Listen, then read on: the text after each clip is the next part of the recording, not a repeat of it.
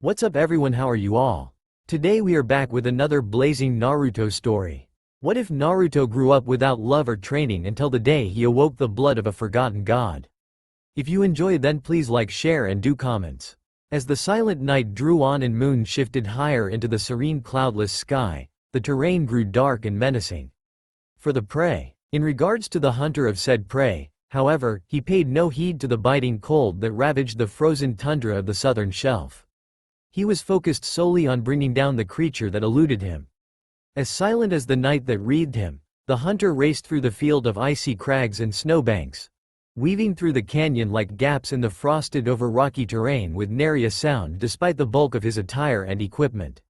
Catching sight of his prey for only a moment, terrified and disoriented, he quickly moved for a better position, trying to close the 200-meter gap between them as he swiftly and silently marched up a snowy slope of rock that led to what had possibly been an outpost of some sort in the past due to the dilapidated ruins of what had once been shelter from the constant blizzards and Arctic chill. Narrowing his eyes after spotting his prey adjusting his bearings, he leapt from his position and raced across the top of a small plateau of ice, rock, and snow, his chosen weapons grasped in his hands in reverse grips. They were special short swords crafted from a collection of old artifacts he had uncovered in an old temple of some sort, each one having been melted down and mixed in with the special metals used to craft his blades. They bore a 2-foot-long primary blade that curved slightly much like the katanas of old times, while a shorter, 1-foot-long secondary blade stood directly in front of it, a short 4-inch-long curved blade protruding from the base of the curved handles. The two main blades were primarily a dark gray, black trimmed with a polished silver edge, while the dagger blades on the pommels were a solid polished silver color. The 6-inch long handles bound tightly in black leather. Grunting with effort, the vigilant hunter lunged from the ledge and soared over the broad gap with his knees drawn up to his chest and his arms extended out to either side in the likeness of wings, his blades stabbing towards one another behind him and reflecting a thin moonbeam ray along its glistening edge. Extending his legs as he drew closer to the surface of another plateau, his booted feet made contact and he instantly curled into a shoulder roll, only to spring back to his feet without pause and continue in his marathon run. His target was a bandit that went by the name of Routh, leader of the Iron Hands. They were called such due to the one primary requirement to join: their left hand and forearm had to be replaced with a metal prosthetic. From there, most of them had taken to continuing their augmetic surgeries, replacing bones and some organs with mechanical replacements of surprisingly high quality. However, it was of no more importance now than the air in his lungs. The Iron Hands were no more, leaving only Routh and the hunter to wage war with one another. Knowing from experience that the Iron Hands' shields and augmentations were very vulnerable to shock-based weaponry, the hunter tightened his grip and focused his mind on the raw, uncontrollable power of pure lightning, causing his tri-bladed swords to crackle to life with electricity. Leaping from the very end of the plateau, the hunter descended upon his prey, the bandit spotting the shadow blotting out the moon's light, but it was already too late. Encountering little to no resistance, the electrified blades pierced the man's energy shield, stabbing into his shoulders where they met the base of his neck, the primary blades gliding through his flesh behind his collarbones while the secondary blades passed in front of them, the serrated edges lining the dips between them grinding into the bone and locking it in place. Even before he could scream, electricity surged through Routh's body, frying him from the inside out. The hunter remained unaffected due to his own powerful shield, which he had crafted himself from a variety of different units to give it an incredibly high resistance to all elements, but not so much to non-elemental damage. As the body was scorched beyond recognition, the hunter planted his foot on the corpse between its smoking shoulders at the base of the neck before kicking the body, freeing his swords and allowing him to sheath them behind his waist with the handles sticking out from behind either hip. This wouldn't have happened if you hadn't taken flight of foot, the hunter whispered quietly as he stared down at the body with an apathetic gaze, idly picking out gaps in charred flesh that revealed bone and bits of shriveled up internal organs. Turning around, the hunter calmly stalked away, soundless and without a trace of ever being there, his footprints gradually disappearing as the wind tore at them and snow continued to fall. Stepping out from behind the dark abyssal shadows of a large rocky outcropping and into the pale illuminating rays of the full moon's light, the hunter was finally revealed, although no one was present to witness. Standing at 6 feet 1 inch, the man held a lean muscular build, perfectly balancing strength and agility. He was dressed in baggy black and dark gray camouflage pants tucked into black knee-high steel-toe combat boots, a black leather belt used to hold them up, a black skin-tight long-sleeved turtleneck, black fingerless gloves on his hands, a black cloth face mask pulled up over his nose with pitch black metal armoring it from his nose down to his chin and stretching from cheekbone to cheekbone with an air filtration system built into the object. A set of pitch black metal body armor strapped over his torso with a thick raised collar armoring the sides and back of his neck, while a black hood was attached to the collar and pulled up over his head to hide his hair. A curtain of black cloth hanging from the belt loops of his pants by black metal rings that formed an ankle-length skirt around his legs while shrouding the black metal sheaths for his swords. A pair of solid black storage devices mounted to his body armor just below his rib cage with both objects set at an angle. A large blade hunting knife strapped to the side of either thigh. A cluster of 4 grenades hanging from either of his hips. A pair of black framed goggles placed over his eyes with crimson tinted lenses. And a pair of solid black Vladov non-elemental TMPs holstered behind his lower back that bore a larger ammo capacity than any other Vladov machine pistol and a slightly longer barrel. He muttered, noticing the quiet sound coming from his echo device as it attempted to notify him of an incoming call. What? Ah, as unfriendly as ever, A woman answered back, her voice naturally seductive and alluring. He didn't need to see her face to see the smirk playing across her lips. Don't worry, I'll keep it short. To put it simply, I have a friend that is in need of a permanent partner to work with.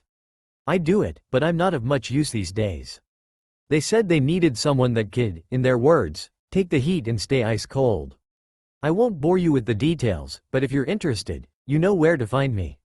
He simply narrowed his eyes slightly as the call was disconnected. Calmly staring up at the sky for a moment to gather his thoughts, he continued on his trek through the tundra back to his truck.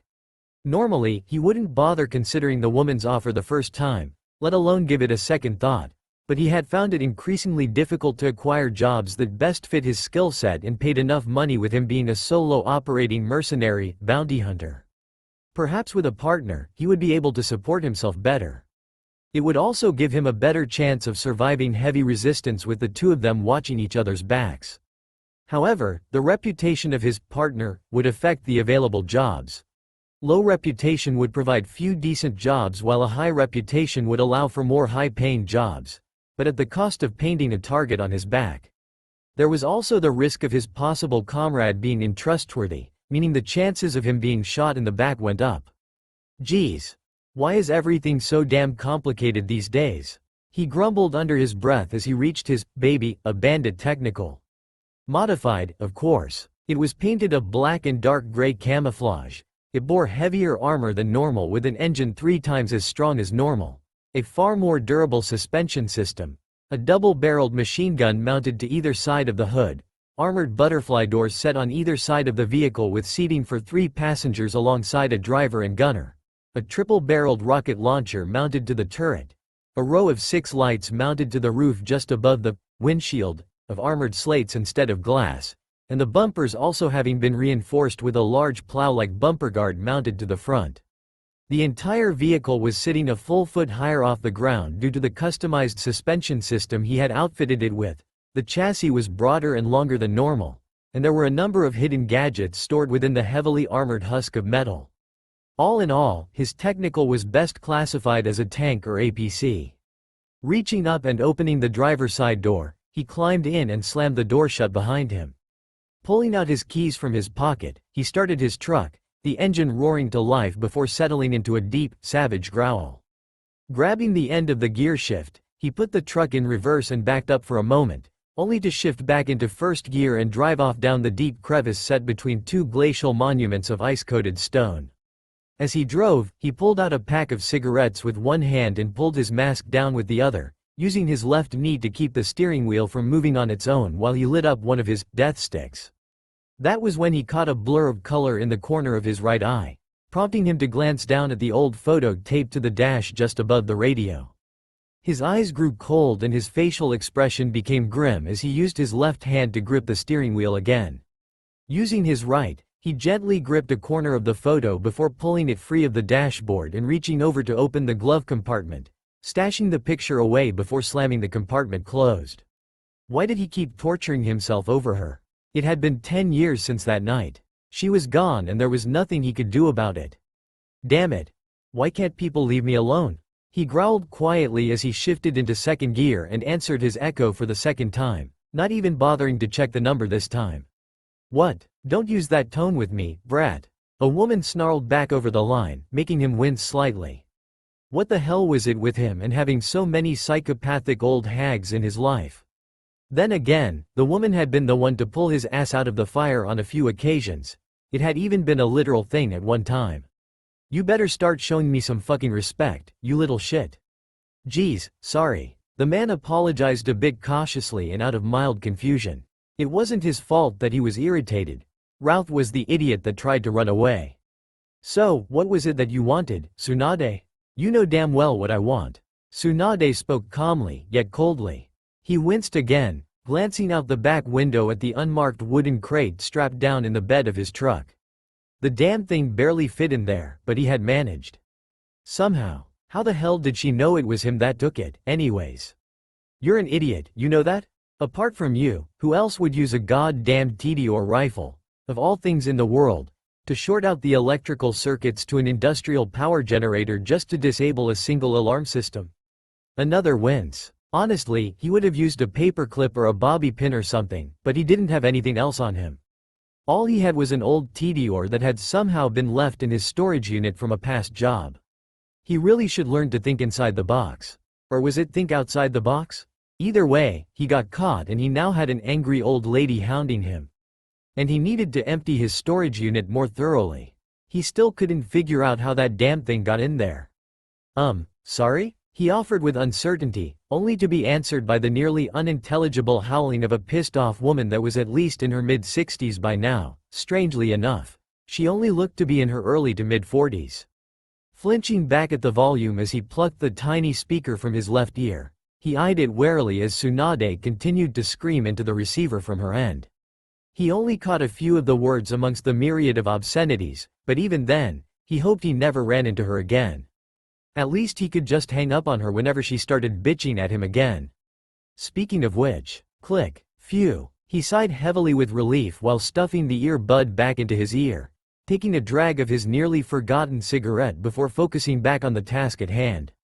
Exhaling and sighing out a lungful of smoke, Uzumaki Naruto, bounty hunter, slouched slightly in the driver's seat, letting his left arm rest against the driver's side door while his right arm was draped along the top of the pitifully padded bench that made up the technical's driver and front passenger side seats, his cigarette held between his lips lazily.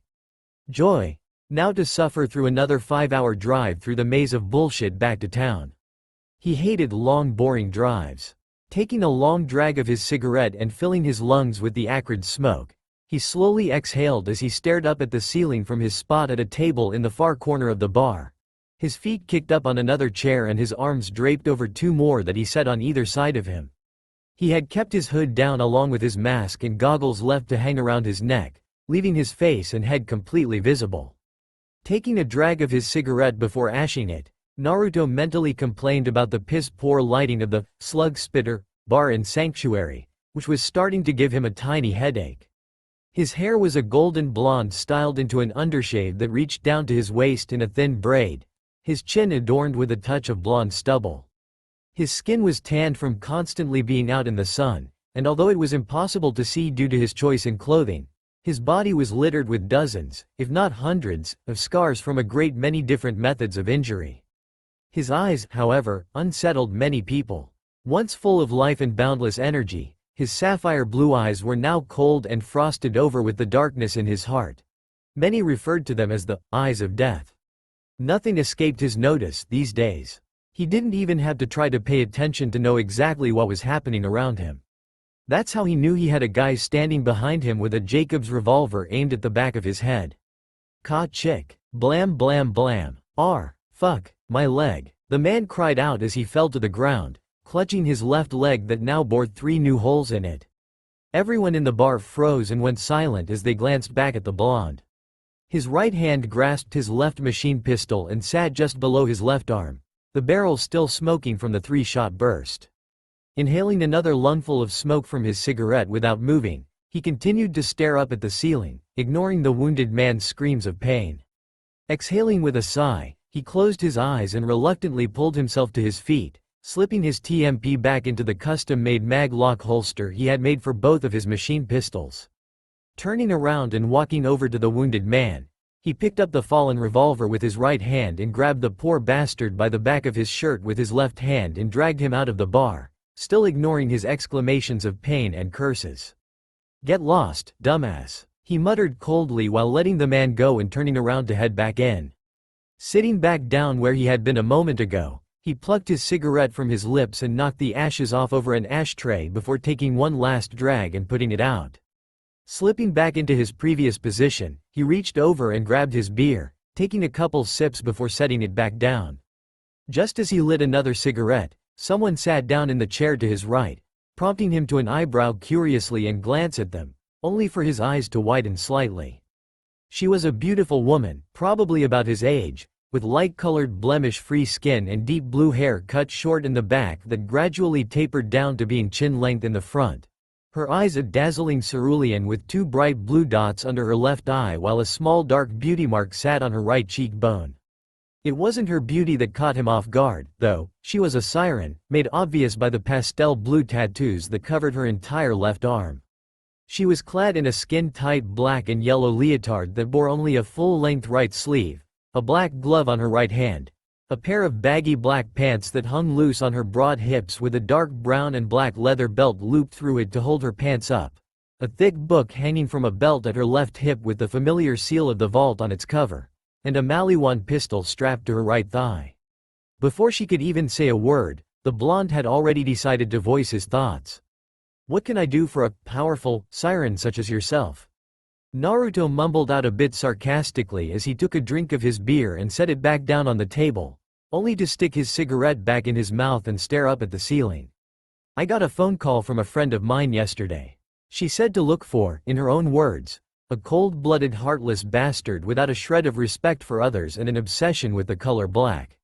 The siren answered, making Naruto smirk and, in turn, making the siren smirk as well. "Ah, so she does care. How touching," he muttered sharply, rolling his eyes as he sat up and ran his left hand over his hair, sighing. "Let me guess. You're Maya, the one I'm supposed to be working with from now on. Right? Yes. That would make you Uzumaki Naruto," Maya stated, only for Naruto to finish his beer and stand up, walking away without another word. Getting up and following after him, Maya was confused and annoyed with the blonde's behavior. Then again, Lilith had warned her that he wasn't exactly a gentleman, to put it lightly. "Hey, where are you going? What's it matter to you?" Naruto grumbled, flicking his cigarette off to the side as he headed for Sanctuary's main gates, his technical parked off to the side. Reaching the vehicle and opening the door, Naruto paused for a moment and sighed heavily. Turning around, he faced Maya and crossed his arms over his chest, leaning back against his vehicle. "Look, lady, I'm not going to sugarcoat it for you. I don't want a partner. It would be nice to have one, but I can do just fine without one. Now, I've got a lot of work to do and not a lot of time to do it in, so if you don't mind, I suggest you make your choice in the next 5 minutes before I make it for you. Tag along and stay out of my way or stay here and look for someone else. Either one doesn't matter to me.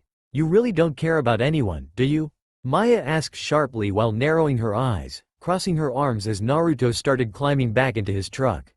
She watched as he suddenly froze, his eyes locked on the dashboard in front of him as the empty coldness in them shimmered faintly with lost emotion, only for them freeze back into their previous state of apathy. "That tends to happen when you have nothing left to live for," he muttered quietly under his breath, but Maya still heard him. Without another word, he pulled his mask back up and placed his goggles over his eyes before coiling his braid around his neck and shoulders, flipping his hood up over his head a moment later.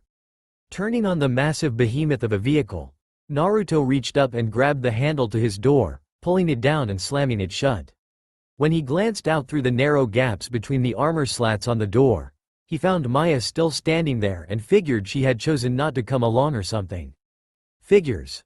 Who wants to go gallivanting across the wastelands with an asshole like me? Naruto grumbled to himself as he put the truck in reverse before shifting back into first gear and starting to turn the truck around. That was when he heard the passenger side door open up, causing him to glance over just as Maya pulled the door down and slammed it shut, only to reach down and flip a metal lever over, locking it in place. Facing him, Maya glared at him slightly, but it was softened by the faint smirk on her lips. Do you know how hard it is to find a partner without them freaking out about me being a siren? Even my old friends were unsettled by it. Maya commented, unknowing of the smirk forming on Naruto's face. As the gate opened, Naruto looked forward again, gripping the steering wheel with both hands. Seatbelt, he muttered, getting a look of confusion from Maya. I suggest you put your seatbelt on. But, you don't have any. Maya responded hesitantly. Naruto already knew that, but he just couldn't resist hazing his new partner. Slowly looking over at her, he grinned fiendishly behind his armored mask. Well, ain't that a damn shame? Naruto replied sarcastically before suddenly slamming on the gas, swiftly throwing the truck into second gear as the front tires rose up off the ground as all four wheels spun, the truck lurching forward savagely. Letting out a startled cry as she braced herself, Maya felt her cheeks flush with embarrassment as Naruto started laughing, driving his truck through the Arctic tundra like an expert madman. When he glanced at her and saw her look, he only laughed even harder. Cheeks burning hotter, Maya's eyes started glowing a pale blue-white along with her tattoos. Noticing the light, he glanced over at her and suddenly paled. Uh-oh, wham, OWW. Naruto whined in complaint as he held a handful of snow to the side of his face, where Maya's energy-covered fist had impacted with his cheek. His other hand held another handful of snow, which was held to the other side of his head near the top, having hit his head on the bare metal framework of his technical's cab. Not too far away from him was a small fire, the two having taken shelter in a cave for the night due to a blizzard that now raged outside.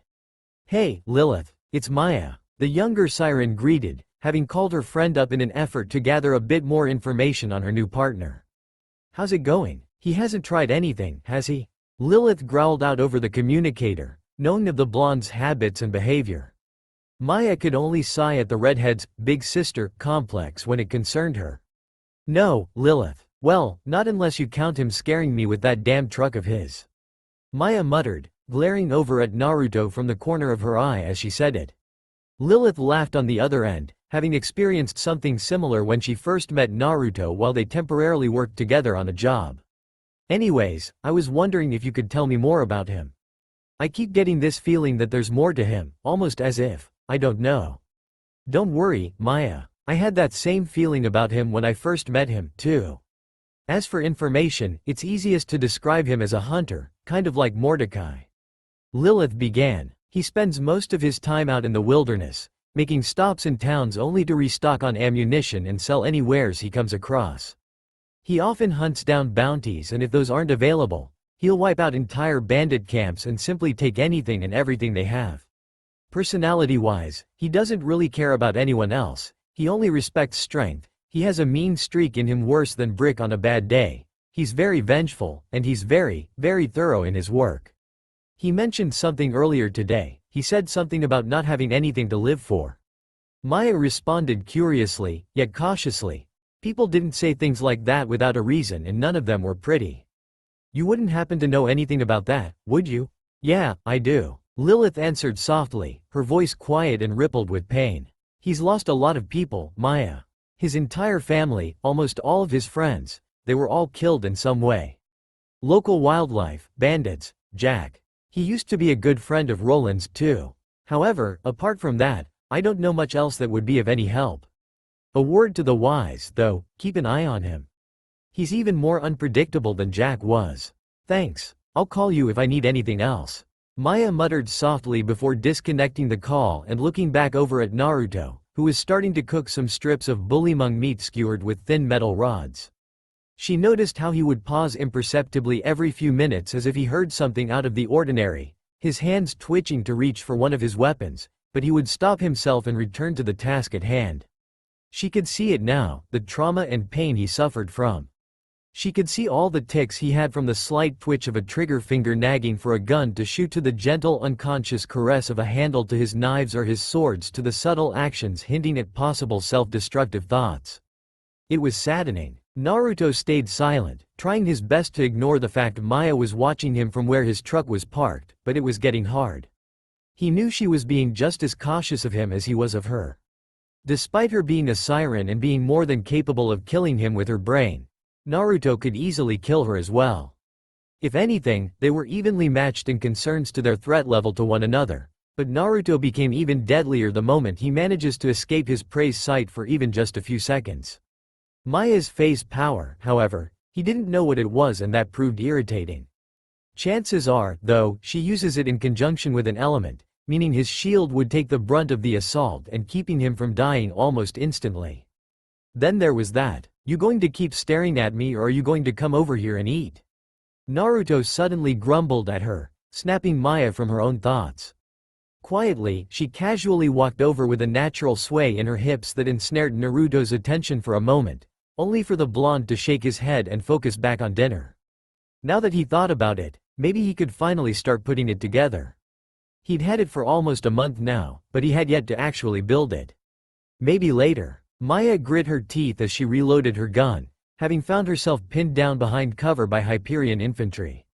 She was running out of ammunition and she was tiring fast. She didn't know how much longer she'd be able to last. Loading her last magazine of ammunition into her Maliwan Venom submachine gun, Maya closed her eyes and started praying. She didn't know who she was praying to, and she didn't care. She just wanted to live. Opening her eyes, Maya steeled her resolve and stood up from behind cover to make her final stand against the armored figures, but that's when a massive explosion of red phase-like energy erupted from within the sea of Hyperion ranks. Sitting up with a startled gasp, Maya glanced around, finding herself lying on a portable cot not too far from the fire that still burned steadily, a blanket she didn't recall using having fallen from her upper body and pooled in her lap. Judging from the dim light filtering in through the cave entrance, it was probably a little after sunrise. Hearing metal connecting with rock, kind of like a tool being dropped, Maya looked over towards the technical, only to see Naruto doing something behind it, but she couldn't tell what it was. Getting curious, Maya quietly slipped off the cot and made her way over to where he was, trying to get a look at what he was doing. Before she could get close enough, however, something lunged over the technical and tackled her to the ground before she could get a good look at it. "Heal!" Naruto suddenly called out, causing the thing to suddenly climb off of Maya and back away from her. Groaning, Maya pushed herself back up and looked up to find something she had not been expecting at all. Standing before her at almost 6 feet tall at the shoulder was a machine or robot of some kind. It looked like a giant mechanical hyena-like beast of some sort with a very familiar fully outfitted dull saber turret mounted to its back. It had an over-under double-barrel machine gun flanked a pair of rocket pods, a laser targeting sight placed between the two machine gun barrels, a grenade launcher pod mounted between the rocket pods and behind the machine gun barrels, a shield emitter set just below the grenade pod, and hefty ammo boxes attached the sides of the barrels with them wedged between the barrels and the rocket pods. Letting out a low growl as it calmly stalked out from behind the technical, Maya was shocked to find a second one making its appearance with Naruto following right behind it.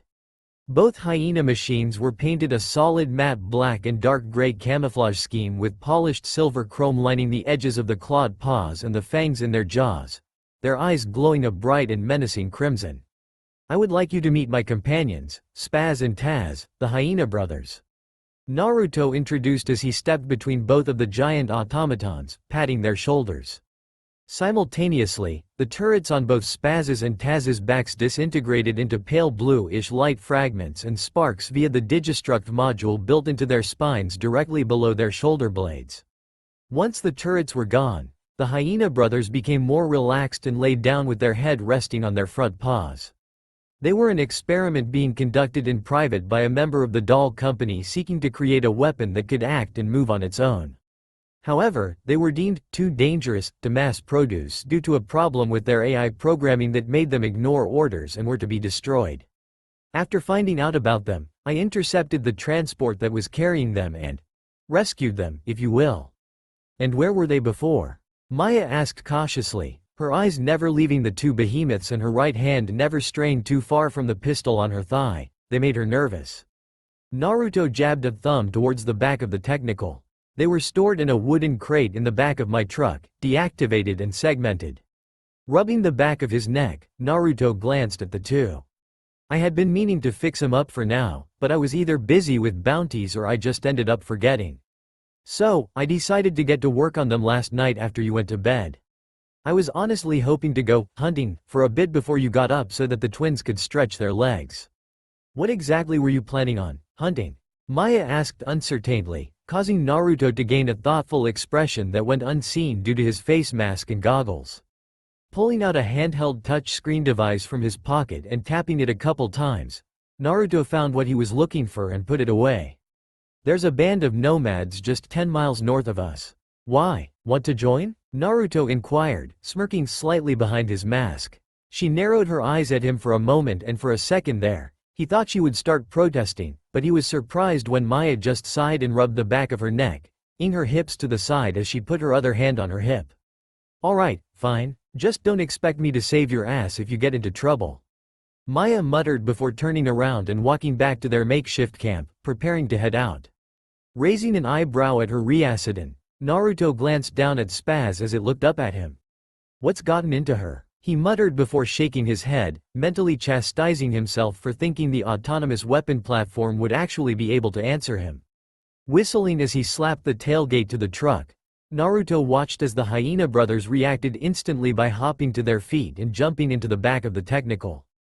Jabbing a finger at the truck bed, Naruto narrowed his eyes behind his goggles.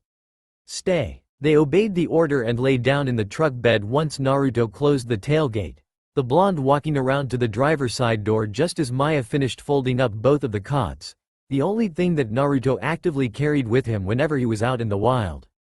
As she carried them back to the truck and strapped them down, Naruto couldn't help glancing over at her and staring at her rear, only to wisely avert his gaze the moment she started turning around.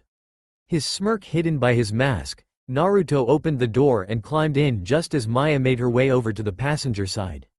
Ready to go? Naruto asked once Maya was inside, getting a wordless nod before jabbing his thumb at the turret's internal access opening. Good. Man the turret. Geez, bossy, much? Maya muttered under her breath as she climbed over the back of the bench seat and into the cylindrical turret housing, the technical's engine roaring to life as she did. Despite hearing her, Naruto ignored the comment and slowly pulled out of the decent-sized cavern, the sound of snow being compressed under the massive off-road tires going unheard due to the bellowing motor. Reaching up and banging on the metal ceiling twice, Naruto waited a moment before two more bangs echoed back from Maya responding.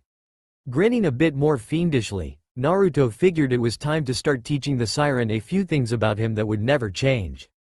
First on the list? His driving habits. Thank God, Maya exclaimed as soon as the modified technical came to a stop and she scrambled to get out of the turret, stumbling as she landed on shaky legs.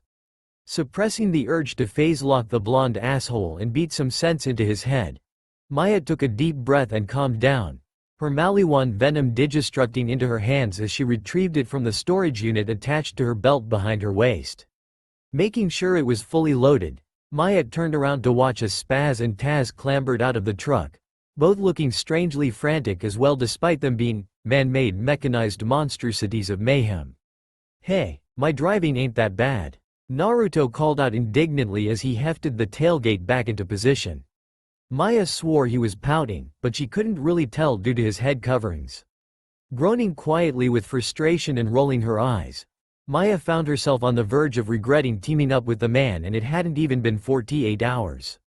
Glancing up at the far horizon, Maya sighed quietly. Yet another obscenely long day ahead of us. Maya mused to herself with a slight grimace, cursing Pandora's wretched 90-hour day cycles. It wasn't exactly a problem for her. It was more of a nuisance, like her new partner. Not even 2 standard days and her trigger finger was already itching to put a bullet in his ass. A small, but cruel smirk formed on her lips at the thought. Better focus, babe. Deploy. Naruto commented from beside her and then ordered of his 2 mechanical companions, the turrets digistructing into existence on the backs of the hyena brothers.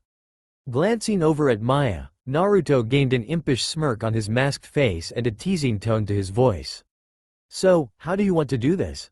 Jump straight to the hot and heavy, or should we start with some flirting and light petting? Perv. Maya grumbled quietly while rolling her eyes again as she started walking ahead of him, but she couldn't help blushing at the innuendo. Shrugging his shoulders, Naruto summoned up one of his favorite weapons. It was a bit of a relic compared to the newer guns, but it was very reliable and insanely powerful. The unique two-shot Jacob's shotgun had always been a favorite of his after filching it off that greedy asshole, Marcus Kincaid. Sledge's shotgun. He despised the new Bandit brand model, finding it insulting. Snapping the rifle in half and popping in a pair of fresh shells, Naruto snapped it back together and cradled the rifle in his hands as he followed after Maya. As they reached the entrance, Naruto glanced around, finding it to be rather spacious inside, but it also gave him one hell of a kill box. Alright, boys, let's get the ball rolling, shall we? Naruto asked rhetorically of his two AI machines before they both took off, their turrets sounding off with volleys of bullets. He couldn't keep the smirk off his face. They were smart enough not to use their grenades and rockets while underground. The explosive devices had a chance of causing a cave-in. Incredibly rare to happen, but it was still possible. Seems there's some structural faults, but where? I might be able to exploit it somehow. Pay attention, damn it. Maya exclaimed as she tried to raise her submachine gun to mow down a nomad that had come running up behind the blonde, whose shotgun was resting on his right shoulder. Before Maya's gun could even move halfway up, she heard a sequential pair of echoing blasts just as the nomad was ripped apart by shotgun pellets and thrown back by the force. The shotgun resting on Naruto's shoulder flying forward and spinning in his hand for a moment before he snapped his hand tight around it, causing it to open up and the two empty shells to suddenly eject from the barrels from the force of the continuous movement. Relax, will you? I've got this under control. Naruto reassured as he casually loaded two more shells into his shotgun with a single experienced motion and snapped it closed. Spinning around on his left heel and swinging his rifle around, Naruto struck the side of a nomad's skull with a left backhand, knocking him to the ground long enough for the blonde to raise his right foot and stomp down on his throat while squeezing the trigger and completely blowing apart the heavily armored door shield of a nomad taskmaster and knock him back a few feet just as the man tried to exit a nearby hut. Snapping his rifle in half and reloading it, Naruto gained a deadly expression on his masked face, snapping his rifle back into place. Guard the exit and make sure no one escapes. Maya found herself unable to answer verbally and just nodded, keeping the stock of her Maliwan venom pressed into her shoulder. Glancing away from Naruto for just a moment, Maya's eyes easily located one of the hyena brothers. It was hard to tell which one was which since they were identical in everything. It was busy herding a group of nomads into a tight cluster with gunfire, only for the other one, which had perched itself upon a high-up platform amongst the catwalks, to suddenly open fire on the nomads with a single grenade that landed in the very center of them. In a series of explosions originating from the MERV-based incendiary, the 6 nomads were blown apart into unrecognizable chunks of singed meat and shredded bits of charred leather clothing. Without pause, the hyena machine on the catwalk swung its turret around and locked onto a pair nomad torturers that were attempting to corner and defeat the weapon platform. They underestimated its maneuverability, however. Spaz lunged off to the side to dodge a volley of gunfire, planting its 4 clawed feet against the wall before pushing off and sending itself up and back while twisting its body, essentially back-flipping, and landing on a higher platform behind the shielded nomads. Without hesitation, Spaz unloaded a volley of bullets into their backs before they could turn around, killing them swiftly and allowing it to start heading back down to the ground. Shit, Maya hissed under her breath as she was torn from watching the killing machines with wide, awestruck eyes by some stray bullets that impacted the stone beside her. Kicking off the natural wall of rock, Maya dove behind a crudely made wall of rusted sheet metal and rotted wooden planks just as another spray of bullets peppered the general area she was in, a couple of them punching through the sheet metal. Gritting her teeth, Maya stood up and held out her left hand, her tattoos flaring to life with power as she phase-locked a shock nomadic, the sphere of elemental energy generating a singularity effect and drawing in a pair of nomad pyros and 3 regular nomads. Eyes widening slightly upon catching sight of narrow flame jets stabbing out from the fuel packs of the pyros, Maya quickly ducked back down behind cover just a split second before both fuel packs exploded, ripping all 6 people apart in a fiery blast. Nice. I give it a 7. Naruto suddenly spoke up from behind her, smirking behind his mask. Glowering at him for his carefree attitude, Maya slowly stood up and saw that the explosion had resulted in the deaths of several other nomads due to the resulting shrapnel and additional explosions. That was when Maya took notice of something about Naruto. His left bicep was bleeding from being grazed by a bullet along with a hole being punched into it, and another bullet grazing across the back of his left hand. "You're hurt," Maya stated with a mix of calmness and concern. Taking notice of the wounds for the first time, Naruto frowned slightly and edged an eyebrow, idly wondering when he had been clipped. He had already known about the bullet hole in his arm, but that was a given since the slug was lodged against his humerus. Raising his shotgun and resting it on his right shoulder, Naruto glanced over the minor wounds he had suffered. "Don't you have a shield?" "Yeah, but it only protects me from elemental weapons," Naruto muttered, finally starting to feel the pain from the injuries. Thankfully, the nomads had already been cleared out. Walking over to what appeared to be a deck platform for one of the huts, Naruto took a seat in an old metal fold-out chair that was beside a fire pit built into the deck. It was just a simple hole carved into the deck with a metal drum set into it. "Go to my truck and look under the passenger seat. You'll find some medical supplies there." "Alright, I'll be right back," Maya acknowledged before running off. Sighing once she was gone, Naruto undid the clasps to his body armor and pulled the metal bulletproof vest off with a bit of difficulty, setting it down beside him as he took his gloves off and set them down as well. Taking his mask and goggles off first, Naruto struggled with his shirt for a minute before finally managing to get it off. With it removed, his torso was left bare and revealed what had once been hidden. A series of dark imperial blue tattoos covered his entire left side, not unlike those of a siren. They reached all the way from his left knee up to his left shoulder, covering the left half of his chiseled torso on the front as well as the back, all around his neck, and all the way down to his fingertips on his left arm. His left ear had a line of the sapphire coloration running along the ridge of his ear while a dot decorated the front and back of his left earlobe, the only visible sign of its presence that wasn't normally covered up by his mask and hood. Scattered all across his torso were nearly 3 dozen scars of varying sizes, shapes, and causes. "I wonder how she'll react to them," Naruto thought to himself as he gazed upon the markings he had been born with. Apart from Naruto, no one knew that his mother had been a powerful siren nor that his father had been a technological genius and archaeologist as well as a war hero in the past. No one knew that he had the blood of a siren flowing through his veins, even though he never showed any sign of inheriting her power or anything. He remembered watching her literally tear apart a handful of bandits with her phase chains that attempted to take over their town back when he was only a child. "Hey, I couldn't find any insta-health vials," but Maya called out loud as she approached, only to glance up at Naruto and audibly gasp, her eyes locked onto his tattoos. Glancing at her for a moment, Naruto rolled his eyes with a slight smirk before reaching out and taking the medkit before opening it up. Pulling out an alcohol swab and a switchblade knife from his right boot, Naruto cleaned the blade real quick and then cleaned the area around the wound on his bicep. Without a moment of hesitation, Naruto carefully slipped the blade into the narrow hole, gritting his teeth and wincing as he tried to dig out the slug buried in his arm. "Let me," Maya whispered quietly and gently as she held her left hand over the wound, summoning up a fraction of her power to retrieve the mangled bullet with a minor phase lock. Ing an eyebrow at her actions, Naruto merely nodded in thanks before focusing back on fixing himself up, only for Maya to suddenly take over the task. It not only confused him, but it also made him a bit cautious. Not to mention, a bit nervous, too. He wasn't used to people helping him for no apparent reason. Then again, Maya was probably only doing it out of kinship due to his siren-esque tattoos. As she started to stitch him up, Maya glanced up at him for a moment before looking back at the entry wound she was sewing shut. "Where did you get these tattoos?" "Born with them. I don't know much about sirens, but I know that all known sirens, up until now, were all female." He answered back calmly, pausing only to wince in mild pain. "My mother was a siren. She used to tell me stories of all these adventures she used to have when she was younger. She wasn't particularly strong, but she made do.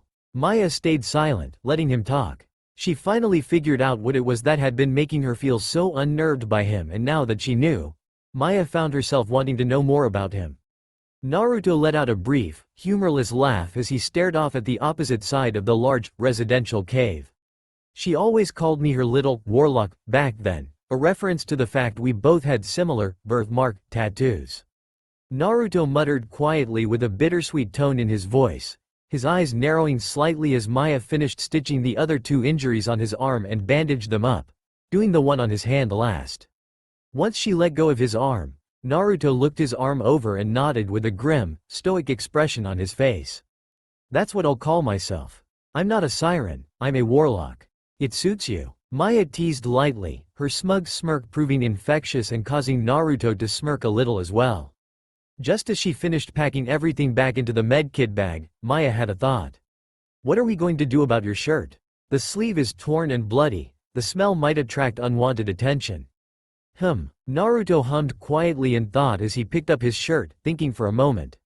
Coming to a decision, he suddenly threw it into the fire beside him, surprising Maya a little bit. He gave her another smirk as he pulled another one from one of his storage devices, surprising her yet again. Putting it on, Naruto started gearing himself back up, putting his mask back on while leaving his goggles to hang freely around his neck and left his hood down. I've learned to keep spares on me at all times. You never know when you'll need a change of clothes. Before Maya could say anything in return, however, Spaz and Taz finally returned, their turrets deactivated and bearing a couple scuff marks on their metal bodies from a few bullets ricocheting off their heavy armor after their shields were temporarily disabled from heavy gunfire. Noticing them as they came out from behind some of the crude huts off to the side, Naruto walked over to the Hyena brothers as he pulled on a fresh pair of gloves after tossing his old ones into the fire as well. Nothing too bad. Just need a few touch-ups on the paint job. Naruto muttered to himself as he examined the damage, which turned out to be purely cosmetic. Turning around to face Maya, he continued talking. Well, let's get started with looting this place. I don't know about you, but I don't want to be here when the Varkids start coming. Yeah, you have a point there. Maya muttered quietly with a grimace, idly recalling her past encounters with them. None of them were pleasant. Sighing with defeat, Maya cradled her venom once more as she went off in one direction while Naruto went in another, both cautious of any possible enemies that may have hidden themselves away during the fighting so that they might ambush them. Alright, now that you've had your fun. Maya started as she climbed into Naruto's technical on the passenger side while the strange warlock started it up, the hyena machines deactivated in the back of the truck to conserve their battery power. Mind cluing me into your plans, or whatever? Well, first on the to-do list is to head out to Liarsburg to see a friend of mine. Naruto answered nonchalantly, his right arm thrown across the back of the bench seat lazily as he kept his eyes forward, moving his hand only to shift gears. Unlike other technicals that had automatic transmissions and such, Naruto liked to have full control over his truck. Now that he thought about it, his truck was so different from a technical, it shouldn't even be called a technical. He'll brainstorm with Scooter sometime over what to call it when he gets back to Sanctuary or something. Apparently, someone's been looking for me. It's not like you're hiding or anything. Maya grumbled, referring to the nearly deafening roar of his truck's engine along with his reputation, which Lilith had informed her of prior to her meeting him in the slug spitter. He had actually been making quite a bit of noise, both figuratively and literally, all across Pandora's northwest coast. He had even laid waste to almost a third of the Hyperion city, Opportunity, only 3 or 4 days after Jack's death. Since then, Hyperion's hold on Pandora had been slipping quite heavily. It was only a matter of time before another of the megacorporations came in and usurped Hyperion's reign. It's not just that, Maya. Naruto continued with a slightly more serious tone, glancing at her out of the corner of his eye, his goggles hanging around his neck while his hood was left down and his mask still placed over his mouth. There's been strange activity all across the coast, especially out in Sawtooth Cauldron. Wait, bandit territory? Who would be crazy enough to mess with them? Maya inquired, idly recalling a time when she and her 3 old comrades had done just that. Then again, it had been almost 2 years since then, so it was likely that the bandits had beefed up their security measures. To a certain degree, at least. None of them were all too bright. Apart from myself, not many. Not only that, but a lot of Hyperion facilities have been going dark, almost as if the spirit of death had swooped in and wiped them out without a sound or warning. I don't know who, or what, is stirring up so much trouble, but I don't like it. Naruto answered calmly, yet coldly as his eyes narrowed. Maya shivered slightly, swearing the temperature had just dropped another 10 degrees for a few moments, causing her to mentally curse Pandora's 7-year winter season, which had just started not long before her first indirect encounter with Jack. She still didn't like trains because of that day. I plan on checking it out and, if at all possible, stopping them. Your last chance to bail will be when we reach Liar's Berg. After that, there's no turning back. Maya stayed silent, feeling a bit conflicted at his last comment. Sure, he could possibly be the first ever male siren, warlock, but there was something about him that actually terrified her. Handsome Jack hadn't scared her. Not even the warrior had scared her, really. The fact that he frightened her without any real reason was enough to make Maya extremely cautious around him. Then there were his combat skills. He had wiped out an entire nomad camp of roughly 50 to 60 men on his own, utilizing only his hyena machines, but she had a feeling he would have still dominated them on his own. She also had a feeling that he hadn't been showing any of his true talents, either.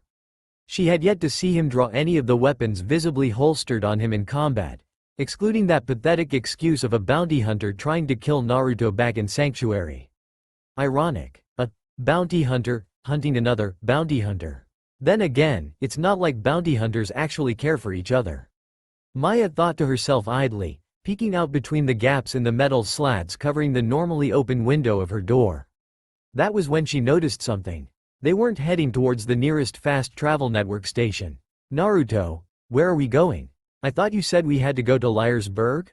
We are. Naruto responded casually. We're just taking the scenic route. What do you mean? Maya inquired, seriously confused and worried yet again. Although she couldn't actually see it, she swore Naruto was smirking. For one, I don't have a fast travel pass, meaning I can't use the FT network. Not only that, but my truck's a one of a kind, meaning I can't just digistruct it like a runner or anything. Second, there's the matter of my truck being unable to float and I don't go anywhere without my truck. Thus, we have to take the ferry to the southern shelf. Naruto answered while pulling his mask down and retrieving a cigarette from a slot-like compartment in his dashboard, lighting it a moment later. Maya, being one of many that found Naruto's driving skills to be rather insane and simply atrocious, paled at the thought. But that's at least a 36-hour drive. We're all the way out in the northern reaches of Tundra Express. Maya suddenly spat, making Naruto stare at her blankly, merely blinking out of surprise by her sudden outburst. There is no way I'm riding in this death trap you call a truck for that long. Hey, I already told you that my driving ain't that bad. Naruto snapped back with annoyance, glaring at her half-heartedly as he took another drag from his cigarette. Holding the butt of his cigarette between his right index and middle fingers, Naruto jabbed said fingers at the siren while gnashing his teeth. You got a problem with my driving? Then you can get the fuck out and walk. Got that? You're such an ass. Maya snarled at him before turning away from him as best as she could. Her arms crossed over her chest as she glared out through the narrow spaces of the passenger door window. Growling quietly in his throat, Naruto sucked in another lungful of smoke and held it in for a few seconds before finally exhaling, glaring angrily out in front of him as he drove. A very tense silence reigned supreme in the cab after that, the only sound heard being the unholy bellow of Naruto's, technically not a technical, as he roared across the frozen snowscape of the Tundra Express region. Despite the incredibly powerful engine, the truck was actually slower than normal technicals, but that was mostly due to the immense weight of the additional heavy armor plating on the chassis, reinforced frame, the increased weight of the much larger engine, and a few other factors. Even though it was slower than technicals, Naruto's truck more than made up for it in armor and firepower. He had used mostly Jacobs and Vladov parts for the twin pairs of double-barreled hood-mounted machine guns while using a great deal of torque parts for the triple-barrel rocket launcher mounted to the rotating turret opening. Not many things had been able to stand up to his truck after taking only a single minute of punishment from either set of his vehicle's weaponry. Not even rack hives. Asshole. Maya mentally growled out at the blonde menace behind the wheel, still glaring out the window. If it weren't for the fact she was actually a bit low on ammunition because she had forgotten to restock while in Sanctuary and that Naruto probably wouldn't stop the truck to let her out, Maya would have gotten out and walked. Riding shotgun with Naruto was about as safe as playing hot potato with a live grenade. She hated how he was so inconsiderate of others and his unwavering stubbornness. That was when she felt a little guilty for some reason, recalling what Naruto had said just before they left Sanctuary. Sneaking a brief glance at him out of the corner of her eye, Maya frowned slightly, noticing how Naruto gripped the steering wheel with his left hand so tightly that his glove was straining at the knuckles. Not only that, but his eyes were narrowed greatly as he puffed on another cigarette. He was too tense, probably from containing and suppressing his true emotions for most of his life. She wouldn't be surprised if her assumption was correct.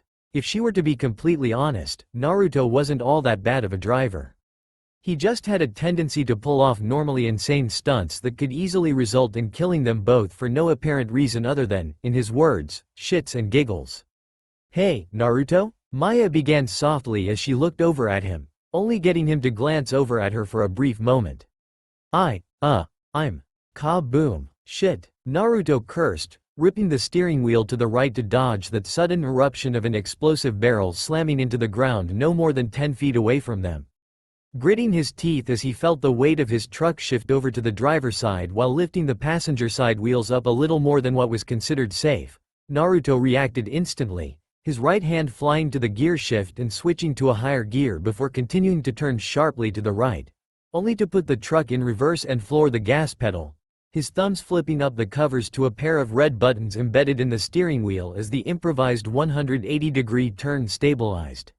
Fucking bandits. Eat lead. Naruto snarled before pressing the buttons and holding them down, resulting in a continuous volley of large-caliber bullets to pepper the 4 bandit technicals and a single outrider leading them with a machine gun mounted on the turret. The outrider managed to swerve to the side just in time to avoid any serious damage, but the technical behind it wasn't so lucky due to a bullet or 3 striking the explosive barrel cradled in its catapult launcher, rupturing it and causing it to detonate prematurely, resulting in the destruction of the technical itself. Releasing the buttons and flipping the covers back over them, Naruto whipped the truck back around, accidentally causing Maya to slide across the seat with a brief startled cry and slam into Naruto's side, but he didn't even budge due to his rigid posture and his tensed right leg as he pushed the gas pedal all the way down to the bare metal flooring of the truck's interior. Glancing into the side view mirror beside him, Naruto's eyes narrowed for a moment as he watched 2 of the technicals split off to the right and the third off to the left while the outrider remained behind him. The second technical on his right gradually began to pull out in front of him while all 4 vehicles started drawing closer to him. They were trying to box him in. "Not gonna happen, motherfuckers." Naruto growled as he suddenly slammed on the brakes at the last second, resulting in the 2 technicals flanking him to open fire on one another, resulting in their simultaneous explosive deaths, while the back of Naruto's truck made contact with the front of the outrider. The initial impact crumpled the faster vehicle's twin arms and crushed the pit, but the outrider's speed resulted in it flipping up and over Naruto's truck while the blonde steered around the now flaming and smoking wreckage as it crashed into the ground ahead of him, only for his eyes to widen with shock as the remaining bandit technical came into sight directly in front of him with 2 bandits in the back with a pair of rocket launchers, both armed with a bandit brand launcher. He barely had enough time to press the button linked with his turret, causing it to fire a single volley of 3 homing rockets as the bandits fired their own weapons, resulting in twin rockets hurtling towards the truck he and Maya currently occupied. "Hold on," Naruto roared as he suddenly turned the truck to the right while slamming on the brakes, only to turn to the right in the seat and wrap his arms around Maya protectively just moments before the rockets made contact with the driver's side of Naruto's truck, which was still sliding sideways in the snow with the passenger side tires on the verge of leaving contact with the ground.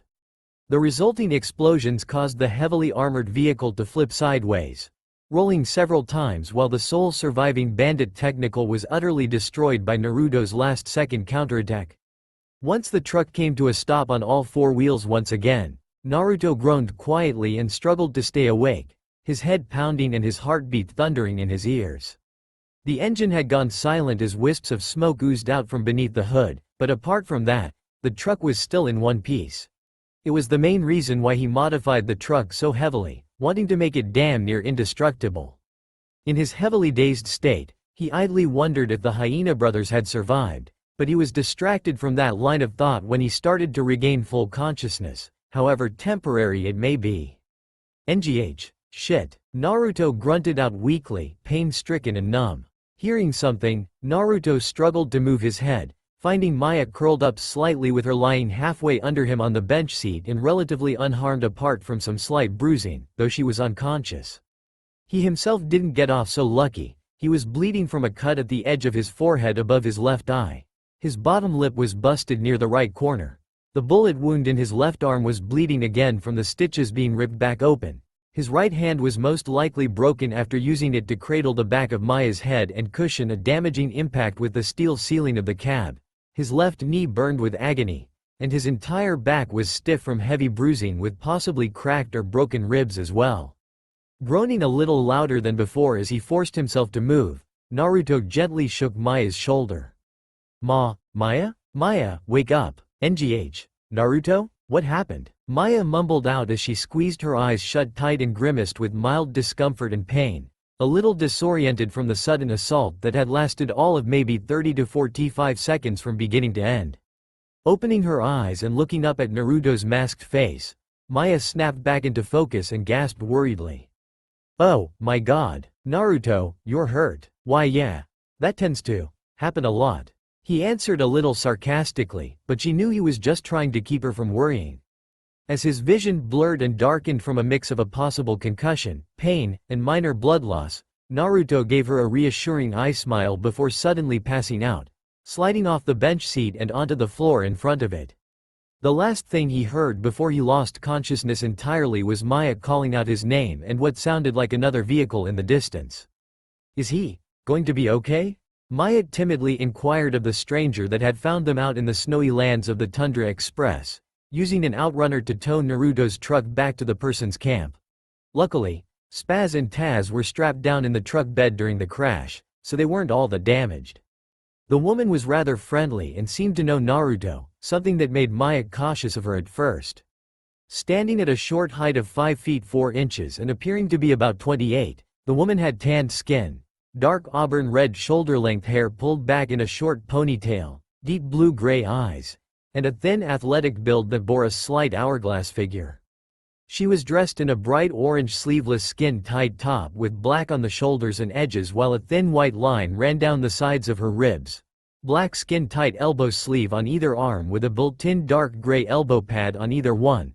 Black fingerless gloves on her hands with dark gray metal caps on the knuckles and a dark gray metal plate on the back of her hands. Baggy black cargo pants hanging from her mildly broad hips with the leggings tucked into her black knee-high combat boots. Dark gray metal knee pads strapped to her legs over her pants on bands of black skin-tight fabric. A small dark gray one-strap bag was slung over her right shoulder that reached across her modest B-cup bust to just under her left arm that left it resting on her upper back while a small pouch sat on the strap just under her left. A rather large and wicked-looking hunting knife sheathed across the back of her waist with the handle sticking out from behind her left hip. And a dark gray satchel bag hanging from her left hip with the strap wound around her belt. Strapped to her right thigh was a storage device of black metal with a thin cyan blue light running down its length, just like all other storage devices. Relax, will ya? He'll be fine. He's a lot tougher than he looks. The woman, who had identified herself as Reina earlier, responded a bit teasingly with a grin as she remained crouched beside Naruto, who was bandaged up and lying on a cot. His shirt, body armor, and head coverings had been removed, his torso bound tightly with bandages to keep his cracked ribs from worsening along with the possible hairline fractures in his vertebrae. Luckily, there was no permanent damage. His left knee, which had been dislocated in the crash, had been popped back into place and wrapped in a brace over his pant leg, his boots left on him since his feet and shins were unharmed. A makeshift splint had been made from Naruto's entire right hand, having broken most of the bones in the appendage. His head was wrapped in bandages as well due to the head wound he suffered, but it was only a mere cut. He's also incredibly protective as well as possessive. What do you mean? Maya asked softly, yet cautiously. Reina, who seemed naturally peppy and happy, suddenly gained a faint, sad smile before giving Maya a sidelong glance. Look at your injuries and compare them to his. Look at what just happened to you too. Reina responded, making Maya glance down at herself. Apart from some patches of bruising scattered all around her body, Maya was practically unharmed. Naruto, on the other hand. He protected me. Maya whispered, barely able to utter the words as feelings of guilt and regret gripped at her heart. Eyes watering with fresh tears, Maya covered her mouth and nose with one hand, unable to take her eyes off of Naruto's face as her other arm remained crossed over her stomach. Even after what I said, he still made sure I was safe. Oh, Naruto, I'm so sorry. No, Naruto never was one to do things without a reason. Reina commented as she stood up, only to sit back down in a metal fold-out chair.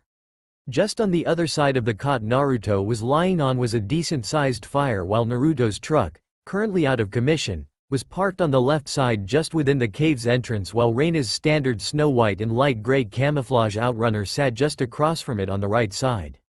Reina smirked impishly while glancing over at Maya. I wonder what it was that made him want to protect Ya so bad. What are you talking about? Maya responded, stuttering a little at first as her cheeks became a little flushed. Drying her eyes with her right hand, Maya looked away nervously. She knew what the shorter woman was implying. There's nothing going on between us. Right. Reina replied with a cheeky grin, her response dripping with sarcasm. It only made Maya blush even more and resulting in the slightly older woman pouting slightly, mostly because she was letting the other woman get to her.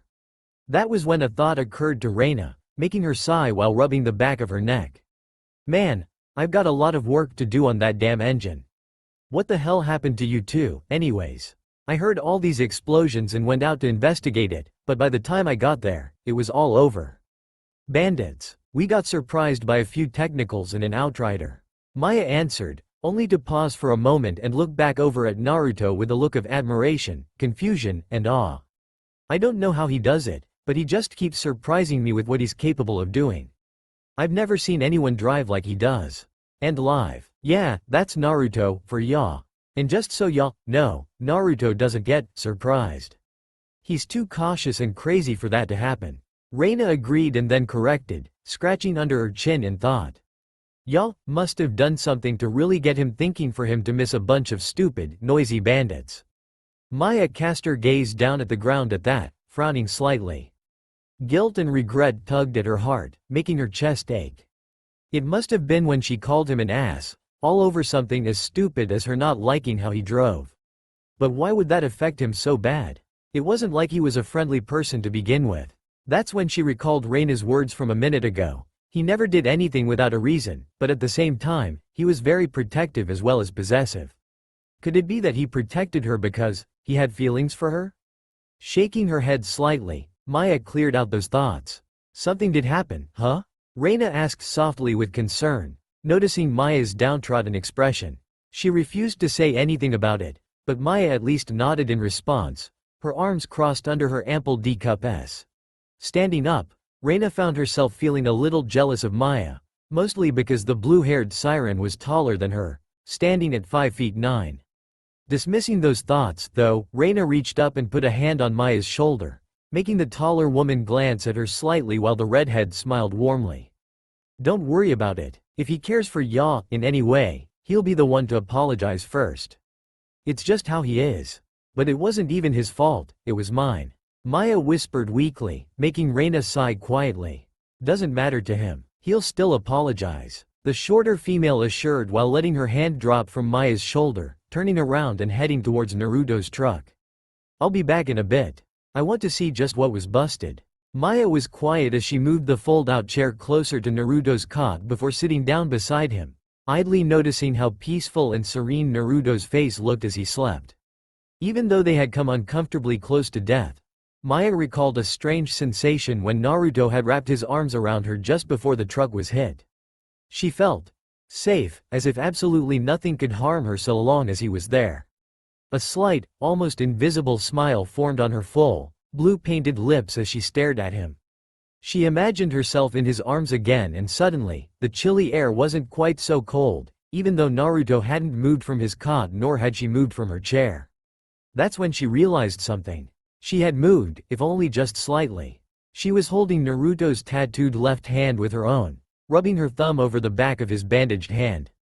Feeling his hand gently grip her hand in return despite the fact he was unconscious, Maya couldn't help smiling a little shyly as she blushed faintly, wondering if Reina was right. Maya sat vigilantly beside Naruto as time slipped by. Reina had left a while ago to gather the parts and tools she would need in order to repair Naruto's truck, leaving the two alone for some time. Not like it mattered. Naruto probably wouldn't wake up for at least another 24 to 48 hours. As she sat there beside the cot, Maya picked up a small rock and turned it over in her hand for a moment before half-heartedly throwing it.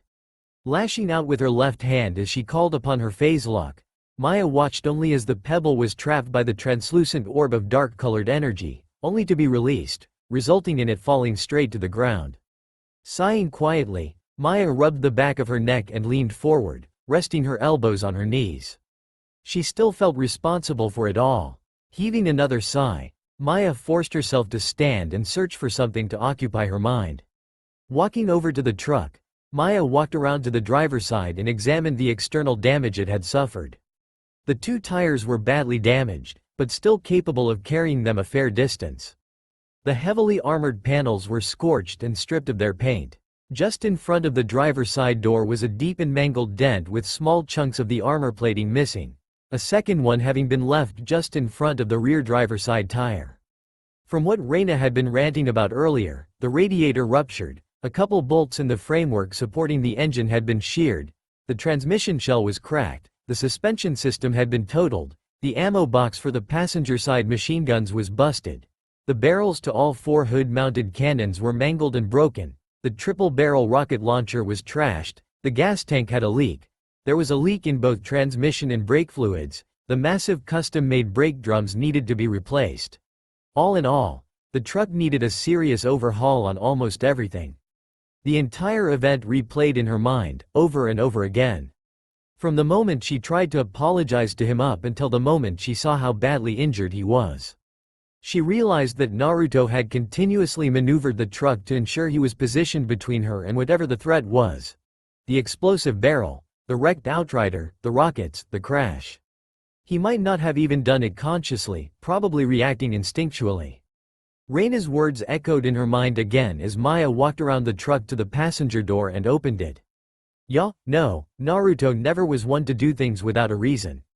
Sitting down on the bench seat, Maya sighed quietly and slouched, her knee accidentally hitting the dashboard and causing the glove box to pop open, spilling its contents onto the floor.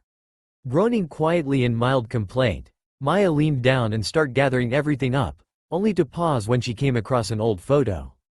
It was of Naruto and a woman, but it looked to be a pretty old photo. Probably at least 10 years old, if her guess was right. Standing at 5 feet 5 inches, the woman looked to be about his same general age with smooth chin-length dark crimson hair, dark brown eyes that were almost black in color, and sun-tanned skin.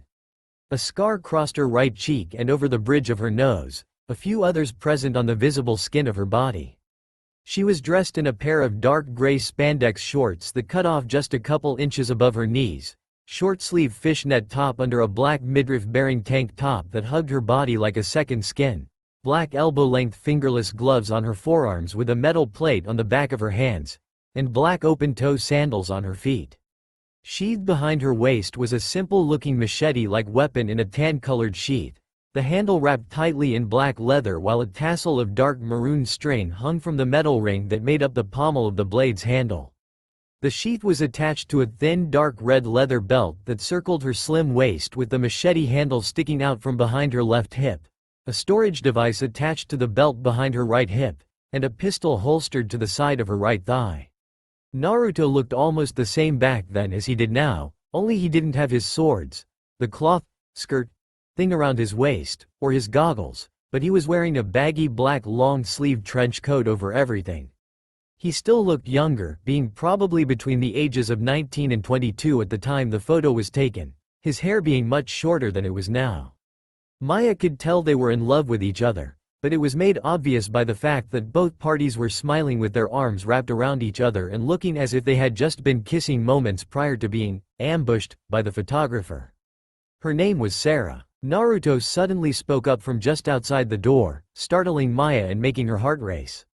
Turning around, Maya had a look of nervousness on her face, feeling as if she were intruding on his privacy.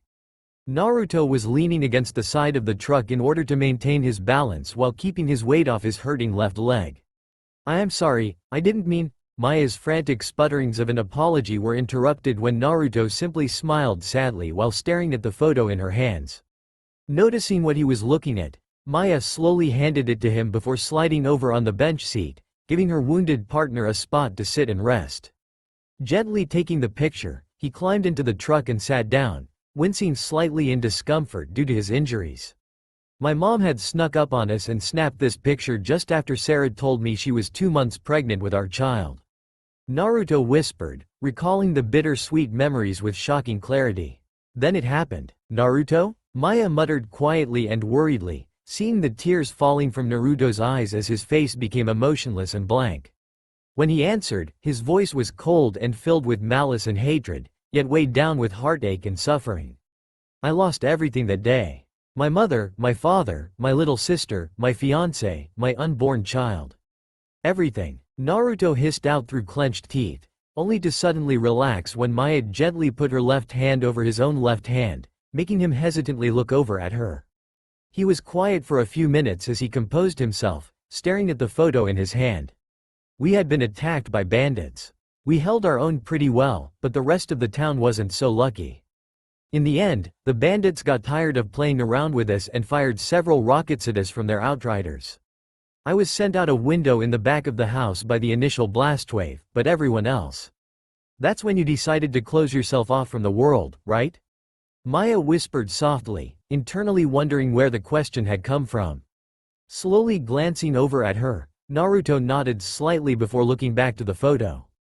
Maya's cheeks burned faintly with a weak blush as she wondered what it would take to coax him back out of his shell, but she managed to ignore those thoughts for the most part. Without thinking, Maya reached over and gently pulled the picture from Naruto's fingertips, only to set it back in the glove compartment along with everything else and shut it. She then reached up and gently caressed Naruto's right cheek with her left hand, turning his head so that he was looking at her. "Don't you think that maybe it's about time you moved on and let someone in?" Naruto was quiet for a few minutes, and although he didn't say anything, Maya could see the emotion in his eyes as he hesitated, afraid of being hurt again like he had been. That was when he slowly pulled away from her and climbed out of the truck, limping his way back over to the cot. Maya could only sit there while staring down at the dashboard in front of her, feeling as if she had just been kicked in the stomach. She had expected such a reaction from him, but it didn't help to soften the blow any.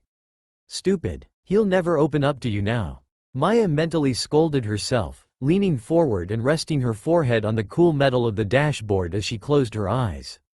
How could she be so stupid? Sighing out of defeat, Maya figured it was for the best in the end and stayed where she was. For several long minutes, that's how she stayed. Until she heard something, prompting her to open her eyes and look up. Sitting back in the seat beside her was Naruto, having put his shirt back on. He slowly looked up at her and smiled weakly, something that made Maya smile as well. Maya didn't say anything, she just smiled. Relaxing a little, Naruto reached up with his left hand and closed the door, locking it in place before getting comfortable in his spot. "I'm sorry for being such an asshole." Naruto suddenly apologized, surprising Maya and making her blush a little, remembering what Reina had told her about Naruto apologizing first if he actually cared for her. As the hours wore on, Naruto and Maya started swapping stories of their past adventures to pass the time, neither one noticing nor caring how long they were in there. Maya moaned softly in her sleep, curling up a little more as she cuddled a bit closer against Naruto's side. Said blonde was sleeping as well, propped up against the passenger side door with his left arm wrapped around the slumbering siren. Outside of the truck, they never noticed the arrival of two others. Climbing out of her outrunner, Reina raised her arms up and arched her back, groaning as she stretched after having gone through a 12-hour road trip. Stepping out of a technical that was modified into something akin to a tow truck, however, was a rather tall and muscular man. He stood at almost 6 feet 4 inches, appearing to be about in his late 30s or early 40s. His skin was tanned, his hair short and black, a short and thick beard ran along his jawline and along his top lip, and a pair of orange-lensed sunglasses hid his eyes while the right lens was a bit cracked. He was dressed in a pair of baggy dark brown and light brown camouflage pants tucked into gray knee-high armor-plated combat boots, a black short-sleeve shirt that was practically skin-tight on him due to his broad chest and wide shoulders, black fingerless gloves on his hands, a pair of metal dog tags hanging around his neck on a thin chain, and a storage device strapped to the side of his right thigh. "Mon, where'd they run off to now?" Reina whined childishly while taking off her hooded jacket and tossing it into the driver's seat of her outrunner, noticing that Naruto was missing from his cot and Maya was nowhere in sight. She knew better than to think someone had come and kidnapped them. There weren't any signs of a struggle and the truck was still there. Even the dumbest of bandits would have tried to take it simply because it looked a lot scarier than a regular technical. The towering man beside her, Timberwolf, simply tapped her shoulder and pointed at the damaged truck itself. Peeking in between two of the armor slats barring the passenger side window, Reina couldn't help smiling upon seeing Naruto and Maya sleeping in the cab.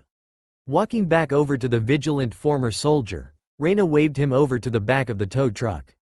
"Let's leave them alone for a while. They've earned some time to rest," the short woman informed the man while dropping the tailgate on the technical. VRRRT. VRRRT. NGH. Shit. What? Naruto grunted out as he answered the echo, not even bothering to open his eyes. "Where the hell are you?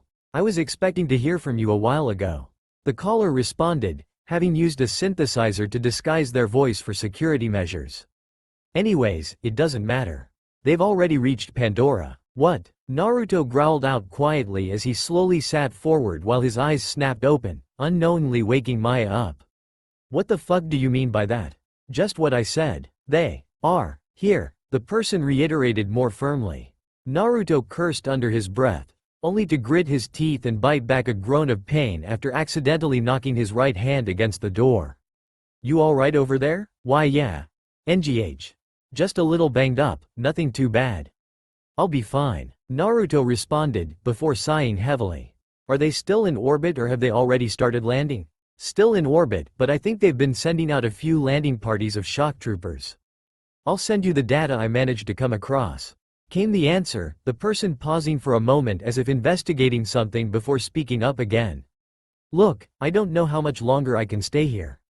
Hell, I don't know if I'll live to see the end of the day. If I'm still alive and you come looking for me, you know where to find me." "Yeah, good luck up there," Naruto answered before both he and the other person broke the connection. Heaving another sigh, Naruto ran a hand over his face before noticing that Maya's breathing wasn't the same. Leaning back in the seat, Naruto leaned his head back and put his arm back around Maya. "How much did you hear?" "Only what you were saying," Maya admitted tiredly, yet timidly as she slowly sat up, brushing her hair back with one hand as she avoided eye contact for a moment before looking up at him. "Naruto? Who's here?" "Nothing you need to concern yourself with just yet," Naruto answered quietly, yet with a reassuring tone as he reached over with his left hand and opened the door before climbing out. Spotting Reina and Timberwolf, Naruto raised his left hand and waved lazily in greeting, noticing how the two were still unloading some of the replacement parts they had brought. Following after Naruto, Maya kept her voice low so as not to be overheard. "Don't you start with that shit, Naruto," Maya hissed, stepping in front of Naruto and staring up at him. "I'm your damn partner. Partners trust each other. I trust you. So why don't you trust me?" "Maya, it's not that I don't trust you. It's..." Naruto paused for a moment as he broke eye contact, rubbing the back of his neck with his left hand.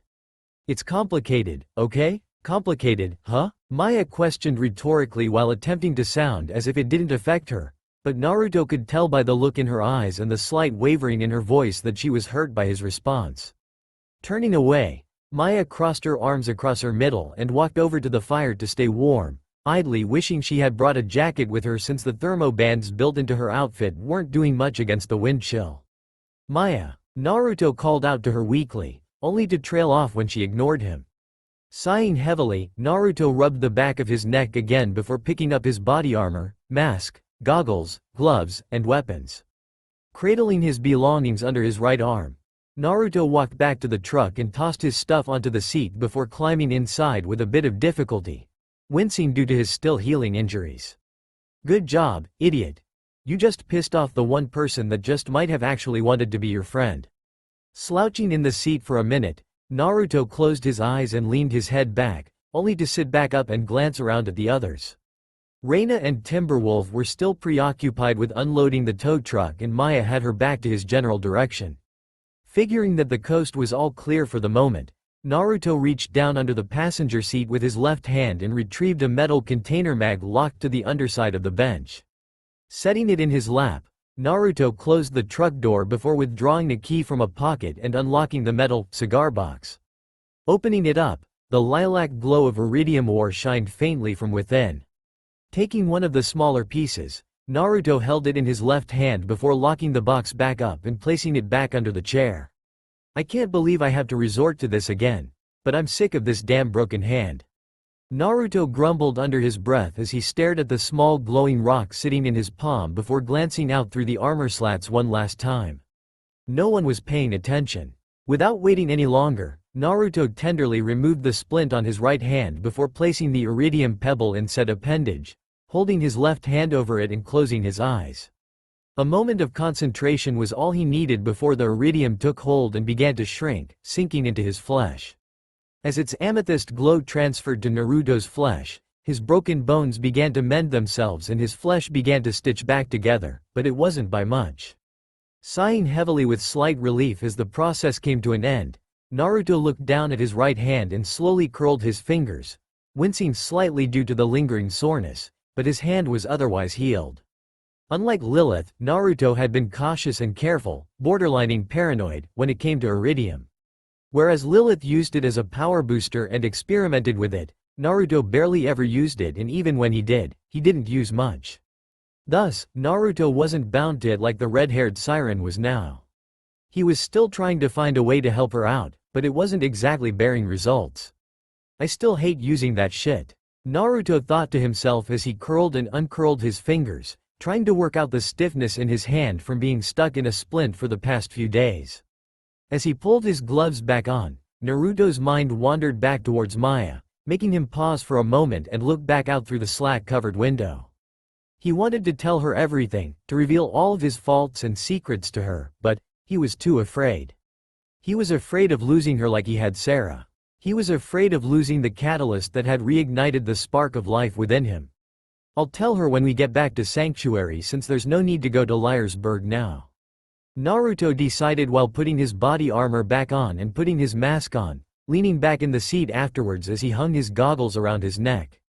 Idly playing with his braid, Naruto looked down at it while twisting it around his finger.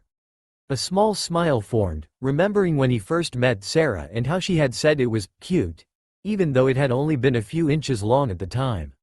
After losing her, though, Naruto had let it grow out and had been doing so for the past decade, both his and Sarah's engagement rings set at the end of his braid. Glancing at the glove box and recalling Maya's words the day before, Naruto wondered if it was truly time to move on, to let someone else into his life.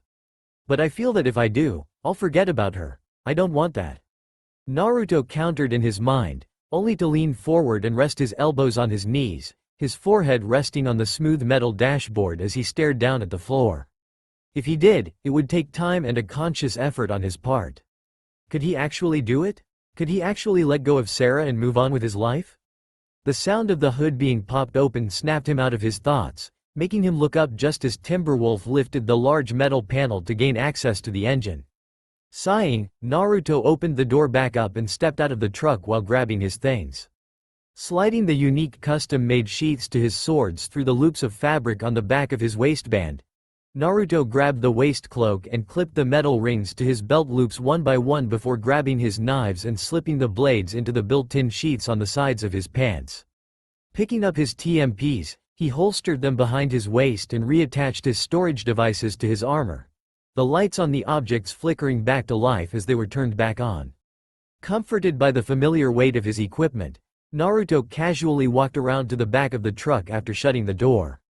Dropping the tailgate, Naruto stared at the two massive war machines lying in the bed of his truck, their eyes dark and hulking frames motionless. Reaching over, Naruto easily undid the straps keeping them pinned to the truck bed, only to reach under the chins of either hyena machine and reactivate them. A few moments later, their eyes gradually shined brighter until they were fully active once more. "Come on, get down," Naruto muttered while stepping aside, the hyena brothers clambering to their armored paws and climbing out of the truck. As he shut the tailgate, Naruto glanced over at Maya out of the corner of his eye, noticing that she was shivering slightly despite being next to the fire. He could tell she wanted nothing to do with him at the moment as she just stared at the fire, her knees drawn up to her chest and arms wrapped around her legs. "Yeah, you really screwed up this time," Naruto weakly scolded himself as he leaned forward against the tailgate for a moment. From her spot, Maya was trying her best not to look at him, to keep her mouth shut. A part of her wanted to beat the shit out of him for being such a secretive asshole, but the other part of her wanted to apologize for being a bitch in return. He had his reasons for being like he was, there was no denying that. Honestly, she was surprised he hadn't simply snapped after what he had gone through. That was when she felt a blanket draped around her shoulders. Looking up, Maya saw only Naruto's back as he walked away, whistling for Spaz and Taz to follow him. She frowned slightly, watching him leave the grotto of rock and ice and step out into the ivory haze of chilling snow and snapping winds, his two automatons flanking him on either side. As much as she didn't want to go out into the cold, Maya was worried for him and desperately wanted to follow after him, but her more stubborn and defiant side held her back. Thus, she just pulled the blanket tighter around her and spaced out once more. "Stay alert, boys. Watch my back," Naruto urged as they neared a ridge, his eyes hidden by his goggles and head shrouded by his hood. Crouching down behind a large stone, Naruto held his hand over the storage unit on his left side, its content menu appearing in his left eye for a split second before it disappeared, his selection digistructing into existence in his right hand. Holding the black monocular to his eye, Naruto peered down at the grouping of buildings set at the bottom of the steep icy slope, which was only a couple miles away from where the others were currently at as they repaired his truck. "That's unusual," Naruto mused to himself, spotting a few dead bandits lying around the area. It wasn't every day someone found a haven that had already been cleared out of bandits. The only ones that usually cleared out areas like that were vault hunters, and thanks to Jack, there were only 2 teams of them. Seeing movement off to the far side of the cluster of industrial structures, Naruto turned his gaze on it and zoomed in. Immediately, he bit back a curse upon spotting a Praetorian, painted a dark midnight blue with black trim, while a dull gray stylized double-headed eagle adorned the hood of the vehicle. Owned by a private military force calling themselves the Guardsmen, the Praetorian was an APC that was based off of the Crimson Lance's Lancer APC, only it had a turret centered on top of it, had heavier armor, and a greater carrying capacity of 8, including the driver and gunner. The turret bore a pair of twin-linked heavy machine guns on either side of the armor-covered turret with armor-piercing anti-tank ammunition, standard issue, while a smoke grenade launcher was set on either corner in the back. The vehicle's body was more box-ish than a Lancer and made to withstand more punishment than his own truck. Praetorian engines didn't even run on fuel. All in all, just one of the vehicles was worth at least 20 of his own truck. Shit, shit, shit. Naruto chanted with annoyance, searching for the owners of said Praetorian. The first one he spotted was a basic guardsman foot soldier, a fighter, dressed in their usual attire. Dark and light gray camouflage jumpsuit with the leggings tucked into black knee-high combat boots with black Kevlar-like guards strapped over them with a dark midnight blue plate of metal attached to it. A black tactical vest strapped over their torso with dark midnight blue armor plating covering their chest and abdomen. Bands of black material strapped to their biceps with dark midnight blue metal covering their upper arms. Black elbow-length fingerless glove-like gauntlets strapped down to their hands and forearms. And lightly armored helmets on their heads bearing a shell of dark midnight blue metal with a similarly made filtration mask set over their mouths and nose, while their eyes were protected by twin black lenses. Judging from the gray camouflage doll SMG grasped in the fighter's hands and the gray camouflage doll Anaconda holstered at his right hip, the guardsman had most likely paired up with doll. Tagging another 5 fighters as they wandered around the area in search of any bandits that might have taken to hiding, Naruto spotted 2 more units of different classifications and was starting to seriously wish he was on another planet. One was a juggernaut and were justly named. Juggernauts were clad in heavy pitch-black armor that covered their bodies from head to toe, with a great number of mechanics added into the armor to assist in moving. They had an ankle-length cloak of dark midnight blue fabric hanging from their waist with a series of large pouches attached to it.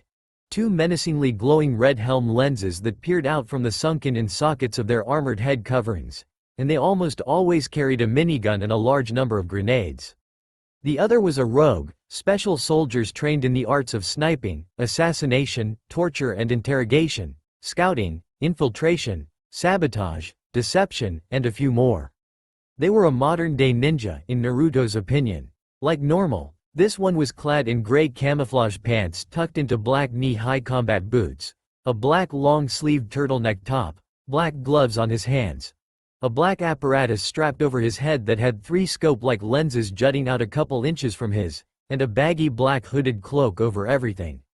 Apart from the sniper rifle in his hands, Naruto couldn't see any other weapons, but he knew for damn sure that they had throwing knives, explosives, poisons, smoke grenades, and a variety of other things hidden all over their bodies. Son of a bitch. 6 fighters, a rogue, and a juggernaut? Naruto hissed under his breath, lowering the monocular as he sunk down behind the stone to keep hidden. Fuck, man, I want that damn Praetorian, but this is ridiculous. If I'm going to hit them, I need to hit them fast. Naruto thought to himself, taking a deep breath before his mind started going through different scenarios, losing himself in his strategies. The first kill will have to be that rogue. If he slips away, I'm a dead man even if I somehow take out the juggernaut. The fighters are easy kills. Second target is that juggernaut, but how to kill him? Minigun, grenades, heavy armor. Normally, I'd choose a corrosive grenade, but I don't think it'll eat through his armor fast enough and I don't have any on me. Not only that, but the sun will be rising in a few hours. Naruto muttered to himself absently, tapping his fingers on his thigh. Suddenly, he stopped and a sadistic smirk slowly formed on his face beneath his mask. Alright, boys, here's the plan. How long will it take to repair the truck? Maya inquired, the blanket still wrapped around her body, as she walked up to Reina as the redhead finished lifting the modified technical truck off the ground with 4 bottle jacks. Well, the driver's side armor paneling is compromised, but nothing critical. Most of the damage can be fixed here, but the suspension will have to be repaired in a garage. Reina responded while stepping back and staring at the vehicle, rubbing the back of her neck in thought. The guns and turret will be easy for us to repair, the wheels can be easily replaced along with the brake drums, and the leaks can be patched. I don't know about it being fully repaired, but we can at least fix it up so that it's drivable. All in all, it'll be about another 36 hours, tops. That long? Maya grumbled quietly, really wanting to take a hot shower and maybe have a few drinks before sleeping in a real bed. She may not act like it, but the siren still liked having a few luxuries available to her. Hearing the taller woman's complaint, Reina couldn't help laughing. Trust me, y'all be experiencing more of this so long as you're with Naruto. Reina remarked with a grin, making Maya groan and bow her head in defeat. He doesn't really like being around other people and somehow keeps himself busy with bounties and other odd jobs while he's out in the wild. So I've been told, Maya muttered before shivering slightly as a cold breeze, pulling the blanket around herself all the tighter in an effort to stay comfortable. Speaking of Naruto, do you know where he went? Nope, sorry. The female mechanic responded while walking over to Timberwolf and peering into the engine housing, grimacing slightly before reaching in and doing something Maya couldn't see. Satisfied, Reina retrieved her hand and wiped the oil and grease off with a rag before continuing her response. Knowing him, though, he's probably either looking for firewood, getting into trouble, or scouting the area. Alright, thanks, Maya responded before making her way back towards the campfire, adding a few more branches of dead wood to it. Now that she thought about it, they were getting kind of low on wood. Sitting down on the cot that Naruto had been lying on for the first few standard days of their time in the cave, Maya's train of thought instantly shifted over to the blonde. Maybe she should have been a bit more patient with him earlier.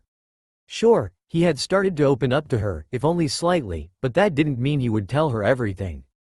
It also doesn't mean that he's actually attracted to me, either. She thought cynically with a slight frown, suddenly wondering where that thought had come from. Granted, he was more appealing in appearance than that idiot Axton, but his manners and personality were, by far, the most hideous she had ever encountered. Almost quite literally, they were second only to the abundance of psychos scattered all throughout the planet. At least with Naruto, there was only just one of him. Sighing and shoving those thoughts aside, Maya let out a low groan of boredom, worry, and mild annoyance as she leaned to the side and essentially fell over, halfway lying on the cot with her head resting on the surprisingly comfortable pillow. Idly wondering where Naruto had gone off to, Maya started to doze off a little. Silently, Naruto snuck through the group of reinforced concrete buildings that had once been a bunker or something in the past. Waiting in the shadows of an open door, Naruto drew a knife with his right hand, holding it in a reverse grip as a fighter, unaware of his presence, drew closer. Placing his left hand over the man's mouth to keep him from alerting the others, he quickly drove his knife into the man's neck, killing him almost instantly while dragging him into the room. Stashing him in one of the back rooms, Naruto yanked his knife free and wiped the blood off of it by using the dead soldier's jumpsuit, sheathing it a moment later. Creeping back over to the doorway, Naruto kicked some unstained snow over the blood-stained ivory powder at the front of the door, glancing all around as he did. Okay, that makes 3. They're going to start getting suspicious pretty soon with their men suddenly disappearing. Naruto noted in his mind, practically whispering to himself in his own mind due to him concentrating so hard on staying hidden as much as physically possible. If only he had one of those cloaking device things like that weirdo Zero had. Spotting 2 fighters a little further down the road, Naruto froze for a split second before sinking deeper into the shadows, watching them. He couldn't hear them, but they seemed a bit nervous, probably due to the eerie silence of the cold night and the sudden lack of communication from 3 comrades already. Thanks to the HUD wirelessly linked with his neural network, Naruto knew that the 2 were out of sight of any other soldier. Reaching down, Naruto picked up a small pebble before throwing it as hard as he could, just barely making it past them. Turning with a slight start as the rock hit the ground a few meters away, both fighters turned and started to cautiously approach the source of the noise. Idiots, Naruto mumbled in his mind as he drew his swords in reverse grips, surging forward as fast as he could. Just as the 2 soldiers were taking their 7th step, Naruto had already closed the 50-meter gap between them, his eyes cold and apathetic as his blades caught the pale light of the moon. Swiftly passing between them as he swung his blades, Naruto kept running and sheathed his swords, dropping into a slide and slipping through a gap under a makeshift fence of sheet metal. As he disappeared once more, the heads of both soldiers fell from their shoulders and hit the ground, their bodies following shortly after and spilling their crimson life essence all over the pure, untainted snow. Sliding for a few feet after slipping through the foot-tall space under the poorly made fence, Naruto's right foot made contact with a metal signpost while his left fist pushed off the ground. Kicking off at the same time, Naruto managed to give himself just enough of a boost that he was able to grab onto the ledge of a balcony on the 2nd floor of a building, quickly hauling himself up just moments before a fighter turned onto the same street. Taking a moment to catch his breath, Naruto cautiously peered out and watched as the guardsman came to a stop directly below him. Glancing around nervously, the guardsman took his face mask off and stashed it in a pocket before fishing out a pack of cigarettes. Lighting one up, the man took a long drag off of it, held it in for a moment, and then slowly let it out, a look of relief forming on his face. That hit the spot. "URK. Yes, it did," Naruto whispered quietly, taking the man's cigarette from his hand while wrenching his knife free from the back of his neck, letting him collapse in a boneless heap. Wiping the blade free of blood on the man's uniform, Naruto sheathed the knife and pulled his mask down, inhaling a lungful of acrid smoke as he calmly walked into a nearby alley, mentally reminding himself that he still had a rogue and a juggernaut to deal with. He could already hear the distant whirring sound of the Titan's minigun revving up, shortly followed by the slow and heavy footfalls of the behemoth. Normally, he might play around with the man for a moment, but the rogue was still out there. If he wasn't careful, he'd be learning how to breathe through a hole in his forehead. Taking one last drag, Naruto dropped the cigarette and stomped it out, exhaling before pulling his mask back up over his mouth and nose.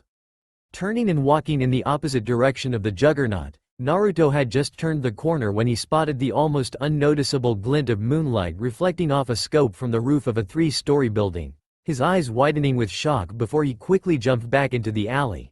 a bullet striking the stone wall just behind where his head had been a split second ago. Cursing his luck, Naruto quickly ran back out of the alley and slid behind the cover of a building directly across the street. Shit, Naruto hissed, spotting the Juggernaut aiming his minigun down the alley and directly at him. Kicking down a door in front of him, Naruto barely made it inside before a volley of bullets ripped through the air behind him.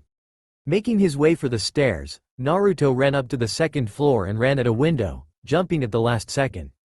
Crashing through it and the window directly across from it on the adjacent building, Naruto landed on his feet, only to lose his balance for a moment, prompting him to drop into a shoulder roll and hop right back to his feet. He hated dealing with heavies and snipers, especially when they're paired together. Thom.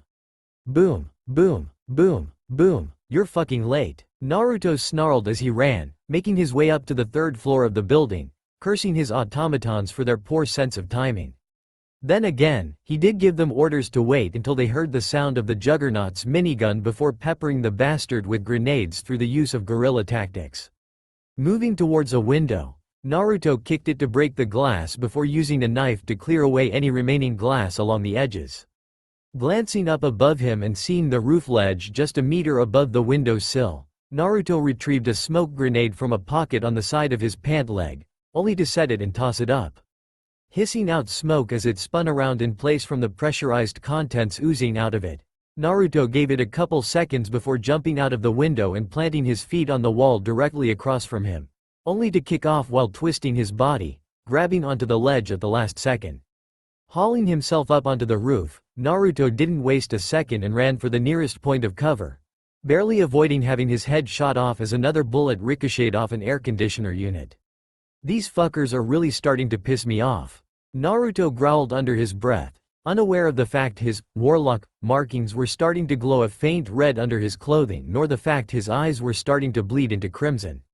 Drawing both of his TMPs, Naruto glanced at the spot where the bullet struck the air conditioner, quickly determining the rogue's general location.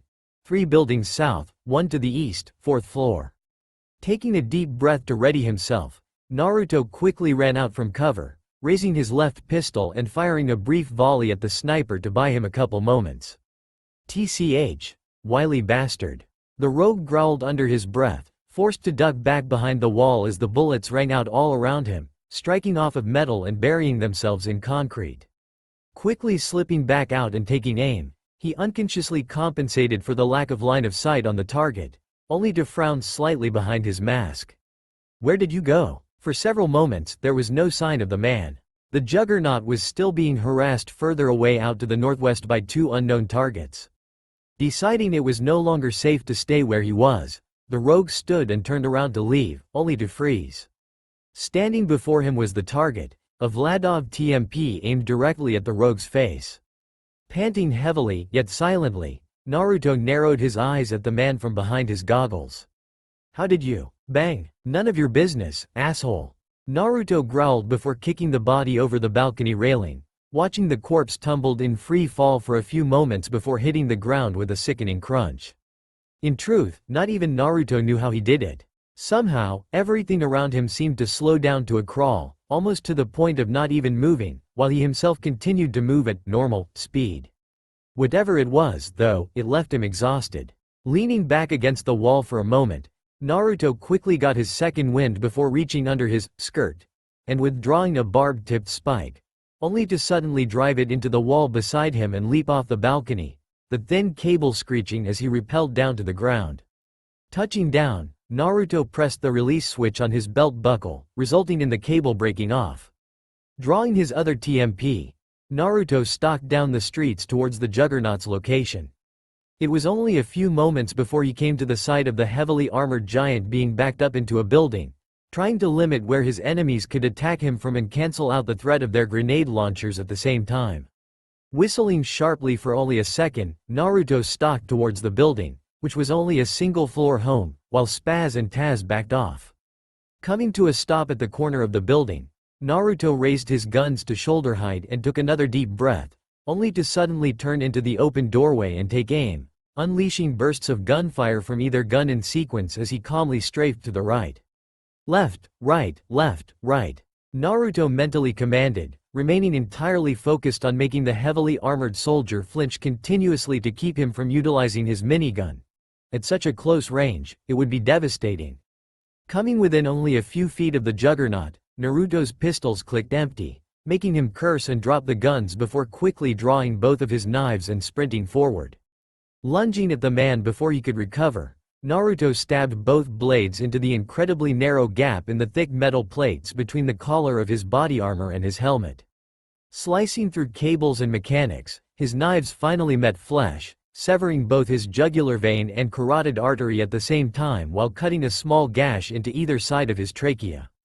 Bracing his foot against the juggernaut's chest, Naruto kicked off the man's chest and ripped his knives from the man's throat, landing a bit awkwardly in the cramped space as the monstrous heavy weapon specialist clutched at his throat, having dropped his minigun as he fumbled around with the armor around his neck, unable to apply pressure to the wound in a feeble attempt to prolong his life.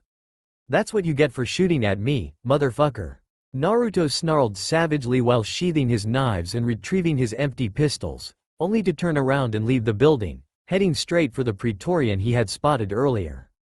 A tiny notice popped up in his left eye and then another in his right, alerting him to the low battery life of the Hyena brothers. Biting back another curse, Naruto whistled for the machines and thrust his hand out front of him, pointing his right index and middle finger at the Praetorian further up ahead. Without hesitation, all three of them ran for the truck. HMPH. Damn assholes had to rig the damn thing with explosives. Naruto grumbled under his breath while messing with something within the Praetorian's engine, the sun having risen over the horizon just 2 hours ago. As a precaution prior to making any move to disarm the numerous explosive devices spread all throughout the APC, Naruto had thought ahead and used a set of modified jumper cables to recharge both Spaz's and Taz's power cells, which only drained a third of the Praetorian's power supply. He'd still need to get fresh power cells for them, most likely Hyperion cells since they have a better lifespan and overall output capacity than the strong, but short-lived doll power cells. Rolling his eyes and focusing back on the task at hand, Naruto clipped another wire connected to the primary detonator set up in the Praetorian's engine housing. Only one of 15 in that particular location while being only one of 42 in the entire APC. Cutting another wire, Naruto continued with his mindless monologue ramblings and mutterings, if only to fill the tense silence and keep himself from freaking out over the countless ways he could accidentally set off one of the bombs, let alone all of them. Honestly, if I didn't want this damn thing so bad, I'd just say to hell with it and blow the whole thing to hell just for the fuck of it. Maybe everyone was right. Maybe I am a sociopath. Meh. Who cares? I know I don't. Well, shit. Should I cut the red wire or the blue wire? Decisions. Fuck it. Cut them both. Snip. Huh? Naruto grunted out of confusion, narrowing his eyes as he peered down at the digital screen attached to the device as it seemingly glitched out, displaying random numbers, letters, and odd mixtures of the two before two words blinked into existence. Goodbye. Eyes going wide, Naruto instantly recoiled from the Praetorian and turned to run while simply dropping his wire cutters where they were. Oh, shit. Just barely managing to clear the range of what would have resulted in instant death, Naruto dove for a nearby dip in the ground just as the bombs went off, transforming the Praetorian from an insanely durable APC into a deadly, oversized fragmentation grenade. Ducking down to avoid having his head taken off by a flaming hunk of metal that looked eerily similar to one of the Praetorian's rims, Naruto peeked out from over the ridge of the snow-filled pit he had thrown himself into, staring at the blazing wreckage of what he had been trying to salvage just moments ago. Flinching back and letting out a brief cry of surprise as his wire cutters, smoking and partially on fire, dropped from the sky and stabbed into the ground just inches in front of his face, Naruto lost his balance and accidentally fell deeper into the snow, never taking notice of the fact that Spaz and Taz had been watching everything transpire from a considerably safe distance of roughly 100 meters from where the Praetorian used to be. Neither machine made a sound or moved in the slightest to help the blonde, both sitting on their haunches and watching everything transpire.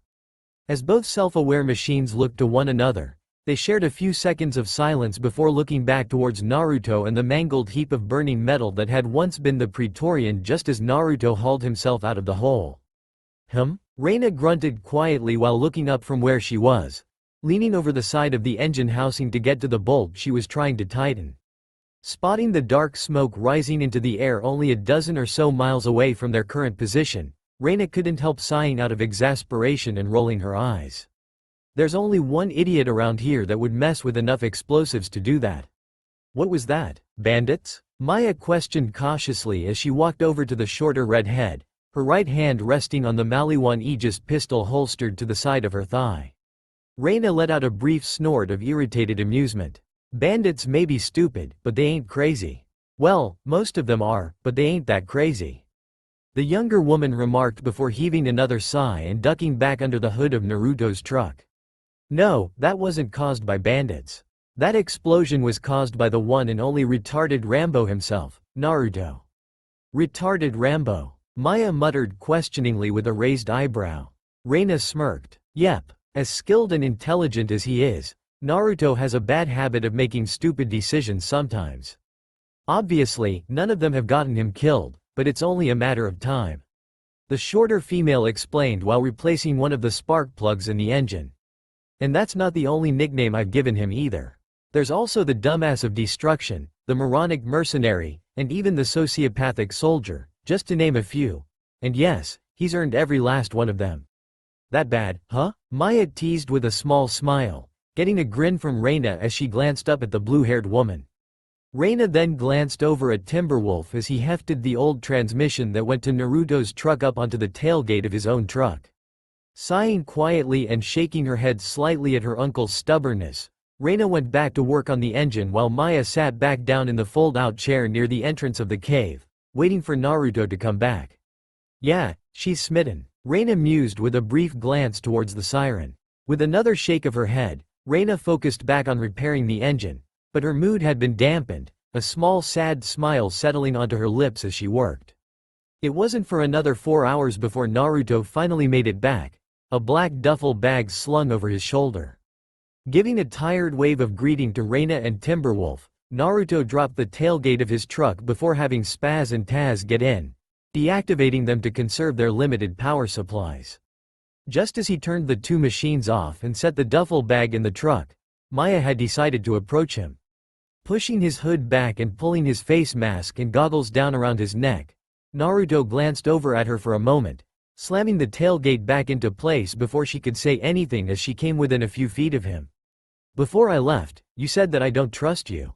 Naruto spoke up with a blank and emotionless expression on his face, his voice quiet. Maya stayed silent, suddenly feeling a bit nervous. You're right. I don't trust you, but when you go through what I've been through, you tend to lose faith in others around you. Naruto, Maya's attempt to apologize was cut short as Naruto turned and started walking towards the cave's entrance. We're going our separate ways when we get back to Sanctuary. Naruto suddenly stated in a firm, but quiet tone that left no room for argument, shocking not only Maya, but Reina as well, having overheard the brief conversation. Instead of letting it get to her, Maya simply glared at his back before heading over to the campfire and sitting down on the cot. Looking between them as Naruto passed by her, Reina could see just how much that one sentence had actually hurt Maya. Narrowing her eyes, Reina glared over at Naruto before storming after him. Not giving him a chance to say anything, Reina grabbed a shoulder strap to his body armor before dragging the blonde further out from the cave. No less than 50 meters from the cave, Reina suddenly spun around and punched the blonde across the jaw hard enough to make him stumble back. What the hell, Reina? Y'all know damn well what that was for. Reina hissed at him, making Naruto flinch back slightly while the red-haired mechanic jabbed a finger back towards the cave. Maya cares more about y'all than y'all think. And y'all go and push her away like y'all did with me? Just what the fuck is going through y'all head? I'm trying to protect her.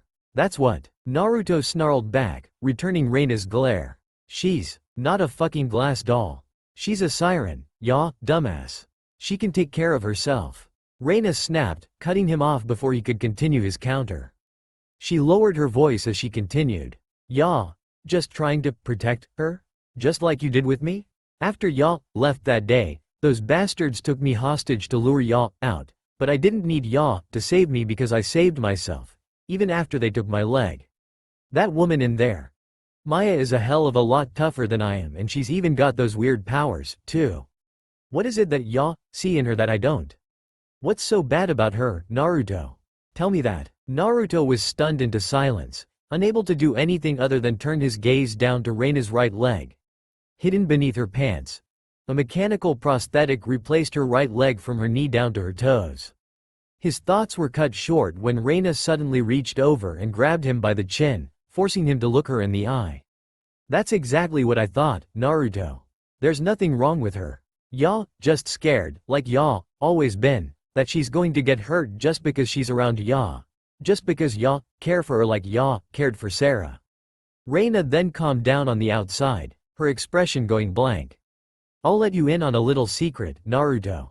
We're on Pandora. No one is safe here. Just because she ain't near y'all, don't mean she's safe. Naruto stayed silent even then as Reina turned and went back to the cave to finish working on Naruto's truck. Looking back towards the ground, Naruto, for the first time in years, felt his chest tighten and ache with guilt and regret. Staring down at his hands, he wondered just how much blood had been shed by them and how much blood had yet to be shed by them. Would they be soaked in the blood of another loved one, just as they had been when he found Sarah after the attack? Will his hands be soaked in the blood of another loved one, just as they had been when Sarah died in his arms that night? Closing his eyes, Naruto took a slow, deep breath as his hands curled into tight fists. Exhaling and letting his tension go alongside the breath in his lungs, Naruto relaxed and let his arms fall back to his sides. Covering his face and head once more, Naruto turned away from the cave and started walking. He had a lot of thinking to do. Not long after he left, Reina and Timberwolf hooked up Naruto's truck and towed it back to Sanctuary with Maya riding with them, leaving Naruto to the frozen wastes. That had been almost 3 Pandoran days ago, roughly a standard week and a half. None of them had seen any sign of him since. Maya was the only one of the 3 that worried for him, even after he had said they would no longer be traveling together. Still, no one knew whether he was alive or dead. He was silent as he peered down at the camp of nomads settled at the base of the cliff he was now perched on. They were a specific tribe of nomads that called themselves the Ash Hounds, having somehow trained fire skags to fight and kill for them like regular everyday attack dogs. They also made very intimidating guard dogs. Their leader, Cinder, was clad in leather treated to completely resist fire as well as metal armoring over it all. A pair of large fuel tanks mounted to his back with hoses connecting them to a pair of flamethrowers mounted to his arms, while a pair of Maliwan umbrage pistols were holstered to the sides of his thighs. Both were undoubtedly incendiary. He noticed something strange, though. Hanging around the man's neck was a strange silver-gray metal rectangular pendant with a flame-like design engraved on it with a small red gem of some kind at the center that gave off a fiery red-orange aura. An artifact, most likely. What was so strange about it, though, was that it seemed to hold some sort of control over the 2 alpha fire skags that flanked him wherever he went along with the other fire skags in the area. It was most likely how they were able to maintain control over the fire skags. It would prove to be a double-edged sword, not just for the Ash Hounds, but for himself as well. Turning his eyes skyward as the sun began to set on Pandora's horizon, Naruto made his decision on when he should strike. When night fell on Pandora, so shall the corpses of the Ash Hounds. Between the time Reina had, essentially, scolded him and now, his mind had entered a very dark place that hadn't seen the light in a decade, his heart. He had once again lost himself in the maze of shadows and was now only a husk that knew nothing of emotion. It was in this state that he had earned his reputation as having the eyes of death. It was also in this state that he had been learning how to use his phase powers. Standing up from his crouch, Naruto headed back to his chosen campsite on the towering ridge that overlooked the ivory plains of snow, keeping the Ash Hounds' camp in his sight.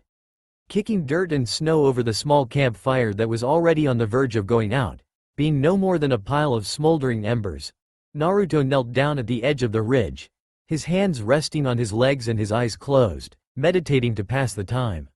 He had learned that he was not restricted to a single ability like his female counterparts, the Sirens. So far, he knew of only 2. One was an ability not unlike Lilith's phasewalk ability, and the other was a defensive ability that allowed him to summon up a barrier to shield him from virtually anything. It had already proved capable of stopping bullets, not just deflecting them, but he had to actively use it in order for it to work. For hours, he remained perfectly still and deathly silent.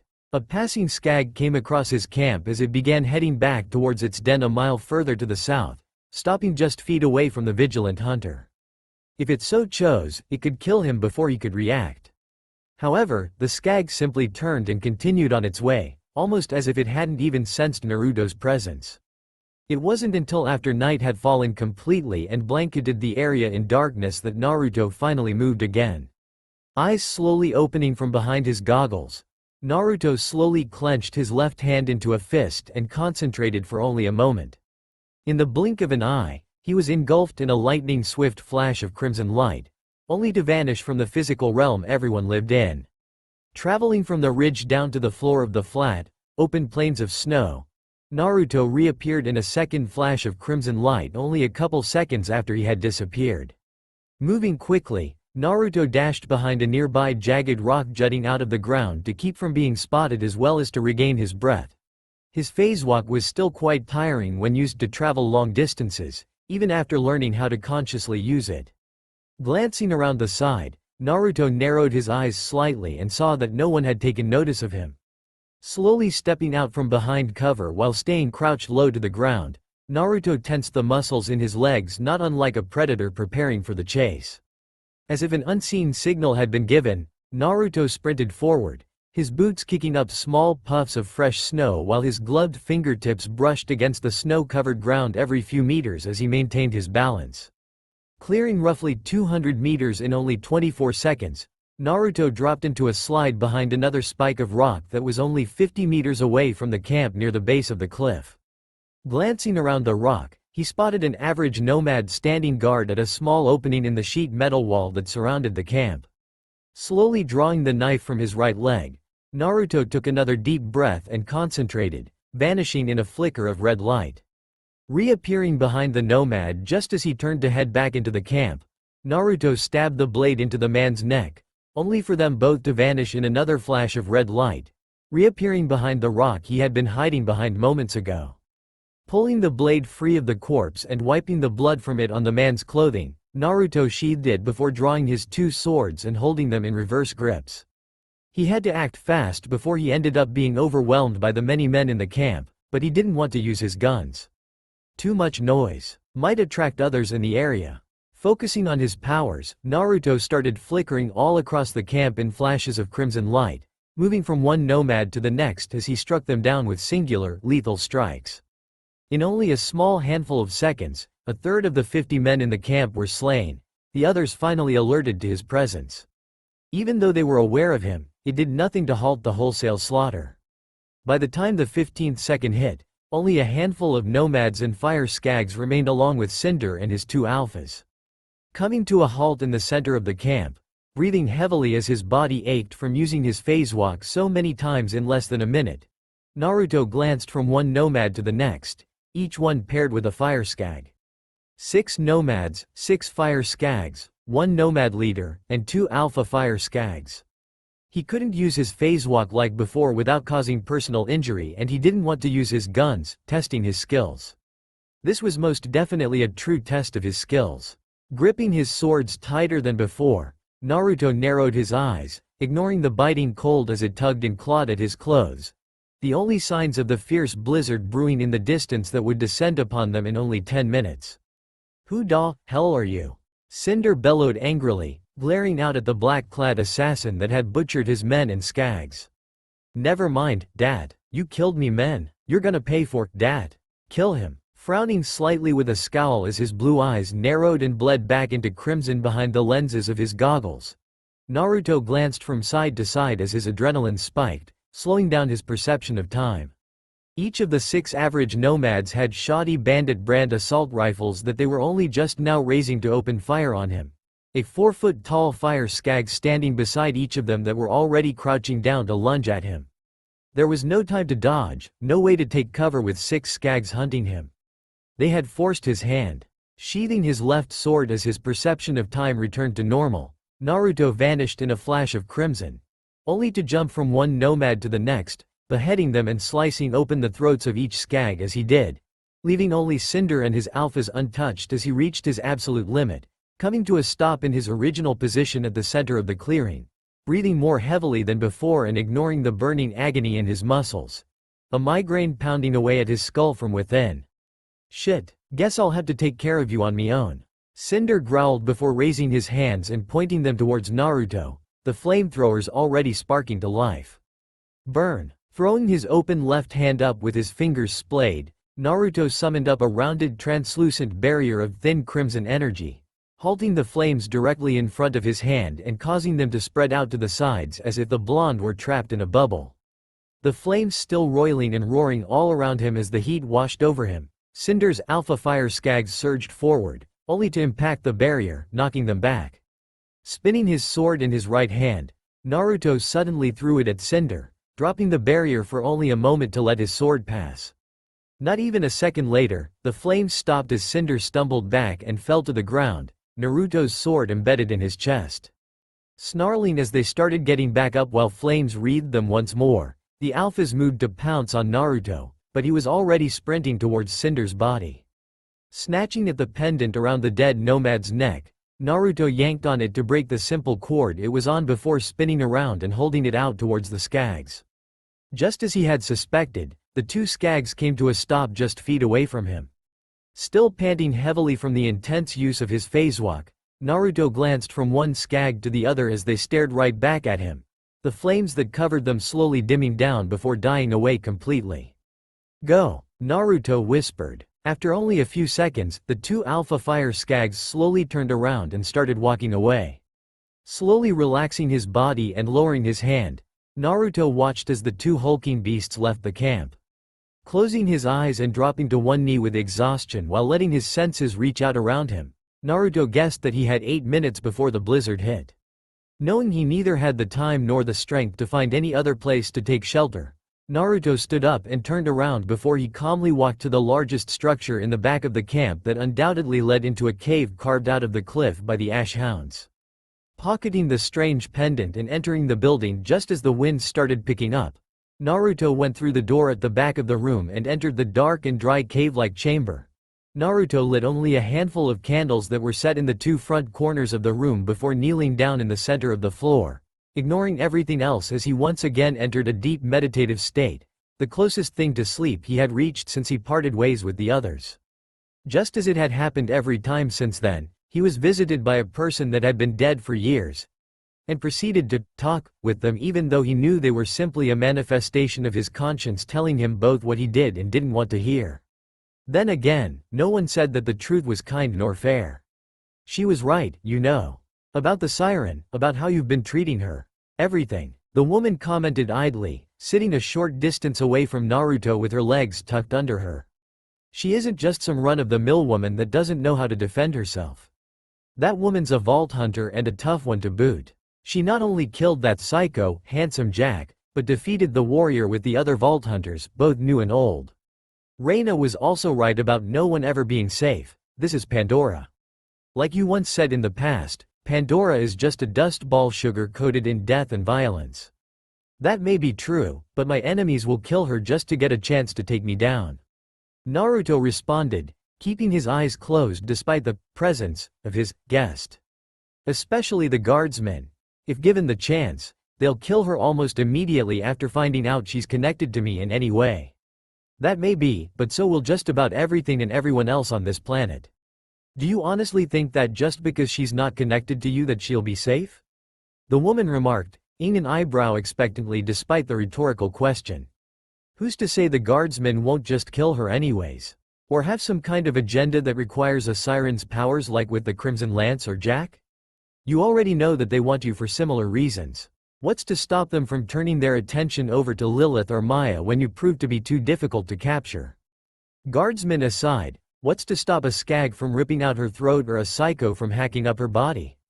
Wouldn't she, in fact, be safer around you than she would be out on her own?" Naruto was silent as he finally opened his eyes and glanced up from the ground and at the woman.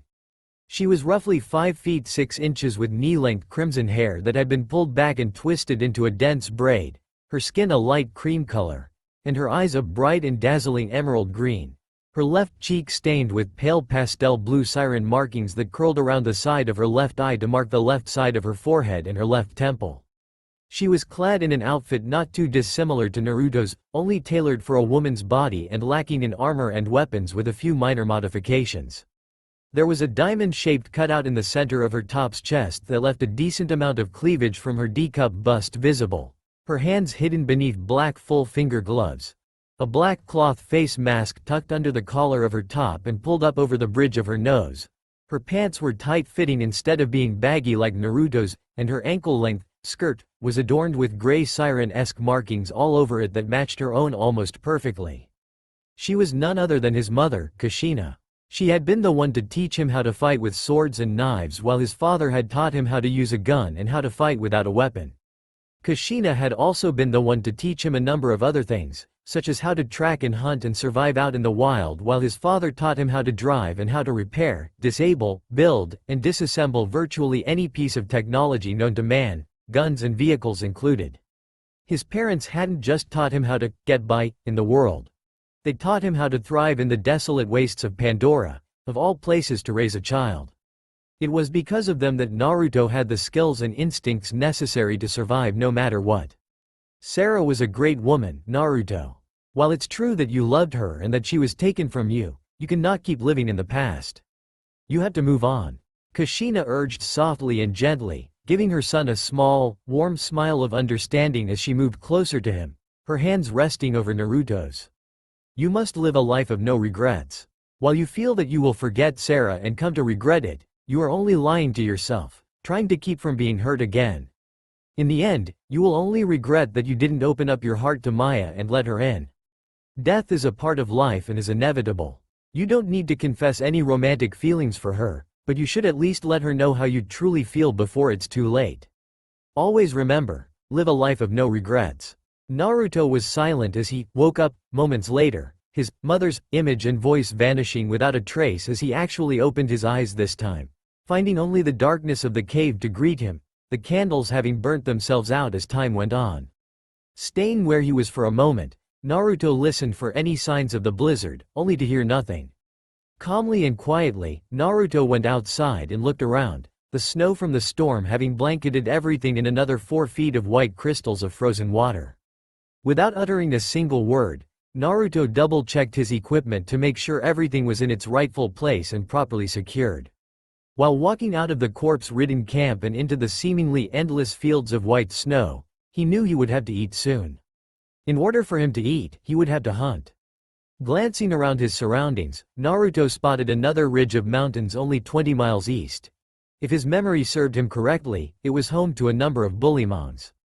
A single young one would restock his stores of supplies and feed him for several standard weeks. NGH. Saw, Sarah.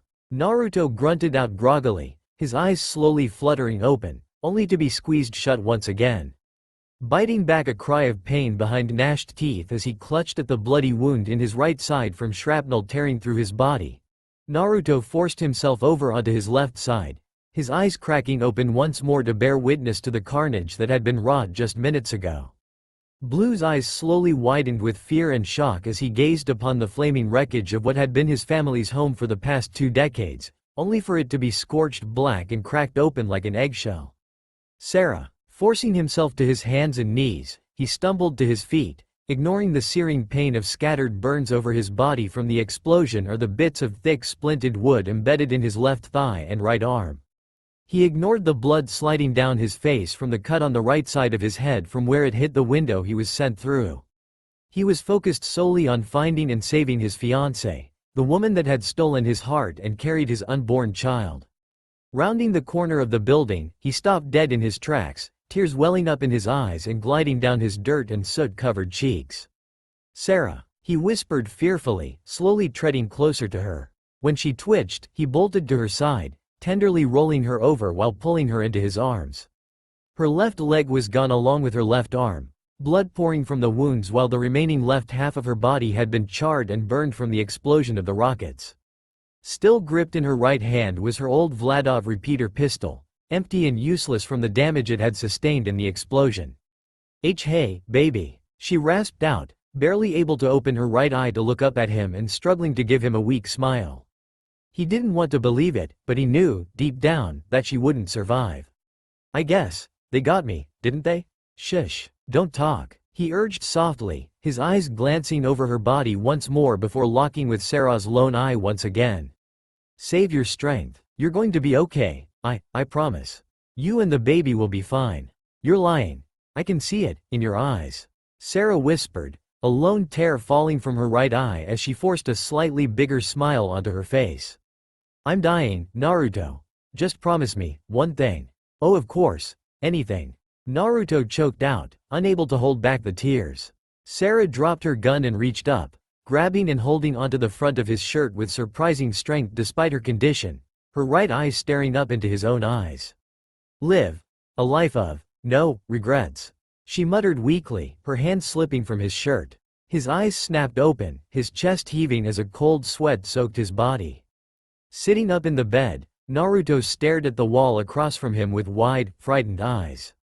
He had finally headed back to Sanctuary 2 Pandoran days after leaving the Ash Hound camp, the journey taking an additional 2 Pandoran days on foot. Glancing at the digital clock beside the bed, Naruto closed his eyes and hung his head with a heavy sigh, burying his face in his hands. He had only been asleep for 30 minutes. Grunting quietly as he stood up, Naruto took a quick shower and pulled on a fresh change of clothes before putting on his armor and weapons, deciding to head to the bar for a stiff drink. As he left his small home hidden away in the city of Sanctuary, Naruto made his way to the Slug Spitter, sticking to the dark back alleys and side streets to avoid everyone. He may have pulled himself out of the void he had been in, but he still wasn't quite ready to be around others. He could only hope that the Slug Spitter was having a slow night and that there weren't many people there. He wasn't so lucky. Vigilantly, he ignored the surprised mutterings and whispers from the other patrons in the bar as he headed to a private booth in the back of the bar where no one would bother him. A few moments later, one of the few waitresses came over and set down a beer in front of him, being one of the only drinks the Slug Spitter served that he would always order. The woman calmly left a moment later, being the only waitress working at the bar that wasn't afraid of the ghost of Pandora. Granted, they all thought he was quite handsome, in a roguish sort of way, but they weren't blinded by it. He was a killer and a very experienced and powerful one, at that. Live a life of no regrets, huh? He mused to himself as he pried off the aluminum cap and took a drink of his beer.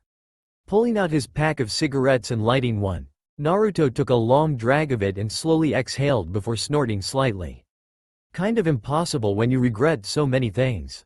As he took another sip of his drink, Naruto caught a glimpse of his tattoos in a tiny gap between his glove and the cuff of his sleeve, his mind wandering in the direction of a certain siren.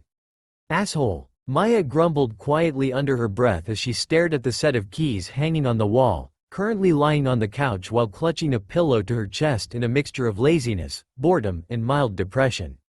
All because of the owner of the keys hanging from a hook beside her door. They were Naruto's keys to his truck, which was now fully repaired, repainted, and still sitting in Scooter's garage where Reina had left it after fixing it up. It had been roughly 2 standard weeks and she still couldn't make up her mind on how she felt about Naruto. Was she mad at him? Did she pity him? Yeah, she was hurt by the fact he had pretty much told her to fuck off without any actual reason, but… Knock, knock, knock. Maya was quiet as her eyes jumped to the door, her right hand instantly moving for her Aegis pistol resting on the floor in front of the couch. Picking it up and standing, Maya glanced at the clock and grimaced slightly. It was almost midnight, by standard times even though it was during a Pandoran day cycle, still. Hearing the person knock on her door again, Maya muttered a curse under her breath before going to the door, holding her pistol behind the rather thin door and aimed at the other side as she cracked it open. She had not been expecting a visit from the person on the other side. Naruto. What are you doing here? When did you get back? Naruto stammered slightly, averting his gaze while rubbing the back of his neck, his head completely uncovered. Although she didn't react to it, she could smell the alcohol on his breath. Sighing, Naruto leaned against the wall slightly, but not because he was having trouble keeping his balance. I honestly don't know what I'm doing here. I just got back not even 8 hours ago, but I couldn't sleep and decided to go to the bar for a bit and then, I don't know. I guess I got lonely, you know? Come on, I'll get some coffee started. Maya commented softly as she stepped aside to let him in, setting her pistol down on the shelf beside the door. Don't bother. I don't exactly plan on staying long. I don't want to be a bother with it being so late and all. Naruto tried arguing, only to get a glance from Maya over her shoulder that, in his rather coherent drunken stupor, made him feel guilty for some reason. Probably because you've been treating her like an asshole, dumbass. Alright, fine, but I still don't want any coffee. Who said I was making any for you? Maya shot back jokingly, tossing him a teasing smirk over her shoulder as she walked into the small kitchenette off to the side of her apartment. Allowing a small smirk of his own as she disappeared into the alcove, Naruto knelt down and took his boots off, not wanting to track anything and out of respect. As he propped his sheathed swords against the wall next to his boots, the blonde decided to get a bit more comfortable by taking off his body armor without removing his TMPs or storage devices, sliding the metal-plated vest between the wall and his boots. That's when Maya came from around the corner before they sat down on the couch, sitting at opposite ends. A brief awkward silence reigned for only a few seconds before Naruto spoke up. I want to thank you and to apologize. He started quietly, getting a look of surprise and confusion from the siren. For putting up with me for so long, I mean. I tried taking on a partner 3 other times in the past and things didn't really turn out so well. As much of an asshole as you are. Maya started quietly before giving him a slight smile. It was nothing, really. It was actually kind of nice being around someone that wasn't afraid of me just because I'm a siren. Why would I be afraid of you? Naruto mumbled under his breath while glancing away, purposefully saying it out loud so that Maya would hear him. Scoffing with a look of half-hearted annoyance, Maya grabbed a throw pillow beside her and smacked him with it, only to hear a slight and almost inaudible chuckle from the blonde. That was when she noticed it, his hair. He had cut his hair and undid the braid, instead keeping it pulled back into a ponytail that reached down to just between his shoulder blades. She didn't say anything about it, deciding to wait until later. Instead, she asked about something else. If you don't mind me asking. She trailed off slightly, a little nervous about the question. What happened to your other partners? The first one got hurt and retired from this kind of lifestyle, and the other 2 ended up getting killed in the first 72 hours. Naruto answered somberly, pausing slightly in the beginning as he remembered what had happened to Reina, his first partner. The second one was young and inexperienced. He got Y and ended up getting killed while we were raiding a bandit camp. The third one turned out to be a bounty hunter after my head, so I killed him myself before he got the chance to kill me. Oh, so, is that why you, Maya trailed off uncertainly, knowing Naruto would be able to finish the question for her. He glanced at her slightly before looking away. He didn't say anything. Maya sighed heavily with exasperation before turning to face him fully. Look, Naruto, you came here yourself, so you can leave whenever you want. But I have to know why you don't want to be partners anymore, and don't give me that bullshit you said back in the cave about trust. I just didn't want to see you hurt, that's all. He mumbled a bit too quietly for her to hear properly. What? The blue-haired siren questioned curiously. This time, Naruto spoke up louder and said something different than what he had actually meant to say. It's because I care about you, Maya. I didn't want to see you get hurt because of me, alright? He answered a bit more sharply than he had intended and was about to apologize, not yet realizing just what he had said, after seeing the shocked look on Maya's face. Neither one expected her to react like she did, nor did they even think about it at that moment, but they would never forget that one moment. Maya, in a moment of happiness, had suddenly kissed Naruto without warning, all because he cared about her. Live a life of no regrets. That's all that ran through Naruto's mind the moment Maya's lips made contact with his own. He didn't think about what the kiss may or may not lead to. He didn't worry about her possibly getting hurt around him, and he didn't even wonder what had spurred the kiss to begin with. The crash kept replaying through his mind, slowing down to a crawl when it came to the end when the rockets hit his truck. His mind had been racing a mile a minute, his instincts screaming at him to protect the woman beside him instead of worrying about himself. The night he lost his family ran through his mind a dozen times in the time it took to blink, his body moving on autopilot as he wrapped his arms around the blue-haired woman and cradled her against his body to shield her from the chaos around them. It wasn't his actions that confused him, but the reason as to why he reacted that way did. Was it because he knew he would need someone to signal for help in the end? Or was it because he didn't want to lose that speck of light that had pierced through the metaphorical storm clouds that shrouded his heart? "I am sorry," Maya muttered nervously as she pulled away from him, keeping her eyes turned down to the ground. "I don't know what came over me. Naruto trailed off, still rather numb from the simple peck on the lips that had felt like an eternity to him. He was a bit confused. All of the tension and uncertainty he had been feeling earlier was now gone. All of it. As that one phrase ran through his mind again, to live a life of no regrets, Naruto felt at peace, oddly enough, and gave Maya a faint smile. "It's okay. I kind of enjoyed it, really. But could you give me some kind of warning next time?" "What?" Maya asked quietly in shock, looking up at him with a look of surprise. Sure, she had kissed a couple guys before, but they weren't exactly boyfriend material, to put it lightly.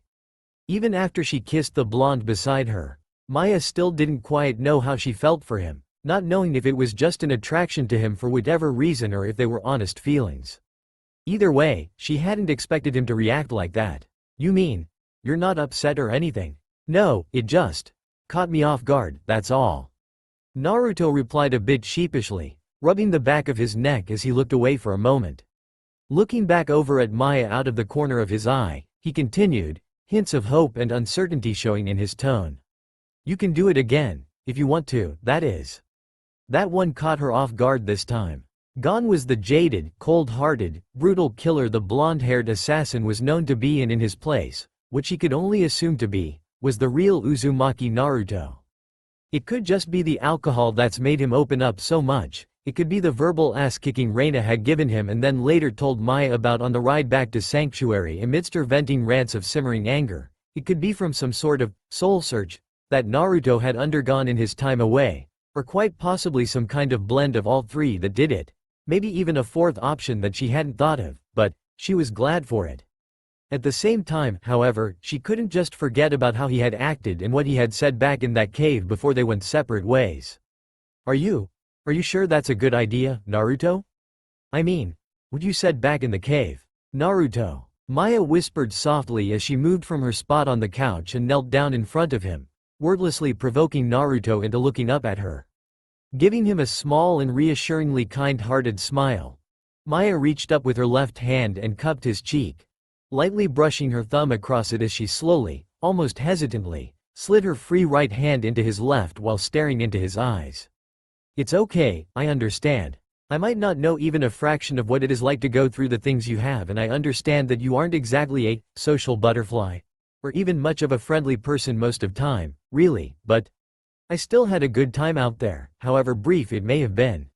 Yeah, you were acting like a complete asshole more than half the time, but you know what?" "What?" Naruto inquired cautiously, his heart fluttering slightly out of sheer nervousness. Having grown comfortable and content with keeping people at a minimum distance of arm's length, both physically and emotionally, being so close to Maya with her touching him so tenderly and affectionately, was now a completely foreign thing to him, and because of the physically and emotionally tortuous experiences in his life, it was honestly a little scary to him. He was torn, a part of him wanting to just pull away from her and leave without saying a word, never to return, while the other part just wanted to give in and start learning how to feel again. It was so confusing to him that neither idea could fully register in his mind, leaving him in that thin, almost non-existent section of gray between the contrasting realms of black and white. "I don't regret a single moment of it. If I was given the chance to go back to when we first met at that bar and change what had happened from that point on, do you know what I would do differently?" Maya paused for a moment once more, waiting for Naruto's response. When he hesitantly shook his head, Maya's smile grew a bit bigger and warmer, the volume of her voice dropping to a whisper as she leaned in a little closer to him so that their faces were only a couple inches apart. "Nothing. I wouldn't change a thing that happened, because if even a single moment was different, neither of us might be here in my apartment right now or having an honest heart-to-heart talk like this. In such a short amount of time, I learned more about myself than I have in my entire life just from being around you, and while I don't know for sure if it was the same for you, I have a feeling that it was. Live a life of no regrets." There was that saying again, that way of life, as it were. To Naruto, time froze in that instant, his mind running 1,000 miles a second. He now understood, at least partly, what Sarah was trying to tell him with her dying breath, what Reina was trying to get through his head, what his own conscience had been trying to tell him. Moving on didn't mean he would forget Sarah or how he used to feel for her and, technically, still did. His father hadn't been much of an emotionally expressive person nor much of a social person in the slightest, unlike his mother, who had taught him what emotions were, what caused them, what they did to someone, and what they meant. For Naruto, he took after his father most of the time when it came to expressing himself on the outside, but he was more like his mother on the inside. Perhaps it was about time that his inner self became his outer self, even if it was only a slight change. Maybe, just maybe, he could try one more time to open up to someone and let them in. With Sarah, they had been young and a bit overly expressive of their feelings, letting it blind them to the chaos of the world around them. With Reina, he had let his past rule his emotions too much and inevitably brought about the ruin of the budding relationship he had with the short redhead. Perhaps, with Maya, things would be different, but he wasn't foolish enough to believe that it would work out no matter what. However, he also wasn't going to write it all off as being a disaster waiting to happen or a ticking time bomb that was about to blow at any second before anything actually happened between them. Maybe he needed to follow those words, to live a life of no regrets. To trust in his instincts and let them, at the very least, assist in pointing him in the right direction in order for him to make the right decision for whatever situation or predicament he was caught up in. He could only imagine what kind of trouble he was about to get himself into, but, so what? This was probably his only chance to finally pull himself back together correctly instead of just letting his heart harden into an impenetrable shell. Again, another thought occurred to him after that. He'll never know what will happen if he doesn't try. Maya, I want to. Could I? Naruto stammered quietly and cautiously, his eyes never leaving Maya's as a once familiar and now foreign emotion was resurrected within the dark bowels of his heart and began to stir within its tomb. Maya, seeing just what it was that he was feeling in his eyes, stayed quiet and patient, waiting for him to speak his mind. Closing his eyes for a moment and taking a deep breath to calm his nerves along with steeling his resolve, Naruto opened his eyes back up, looking back into Maya's eyes. A bit stunned by the sudden fierceness and self-confidence in Naruto's blue orbs, Maya barely kept herself from outwardly reacting to them, but she could do nothing to prepare herself for what came next. Letting his mind go completely blank, Naruto's right hand suddenly, but gently, cradled the back of Maya's neck and head before he both leaned forward and pulled her closer to him at the same time, locking lips with her in a second, spur-of-the-moment kiss. This time, however, it lasted much longer than a mere second like the first. Although caught by surprise, Maya's eyes closed in contentment as she slowly and cautiously began to return the kiss. When he started leaning back without breaking the kiss, Maya could only follow after him, standing up partly before being pulled into his lap, prompting her to straddle him. After what seemed like forever and a day to them while it was only 10 seconds in real time, they finally broke apart, both left a little breathless and light-headed from the relatively calm, but infinitely impassioned lip lock. Sorry. Naruto mumbled quietly with a momentary stutter as Maya sat up straight in his lap, her hands resting on his shoulders at the base of his neck while his own hands had come to a rest on her hips. Just like before, he wasn't tense or nervous anymore.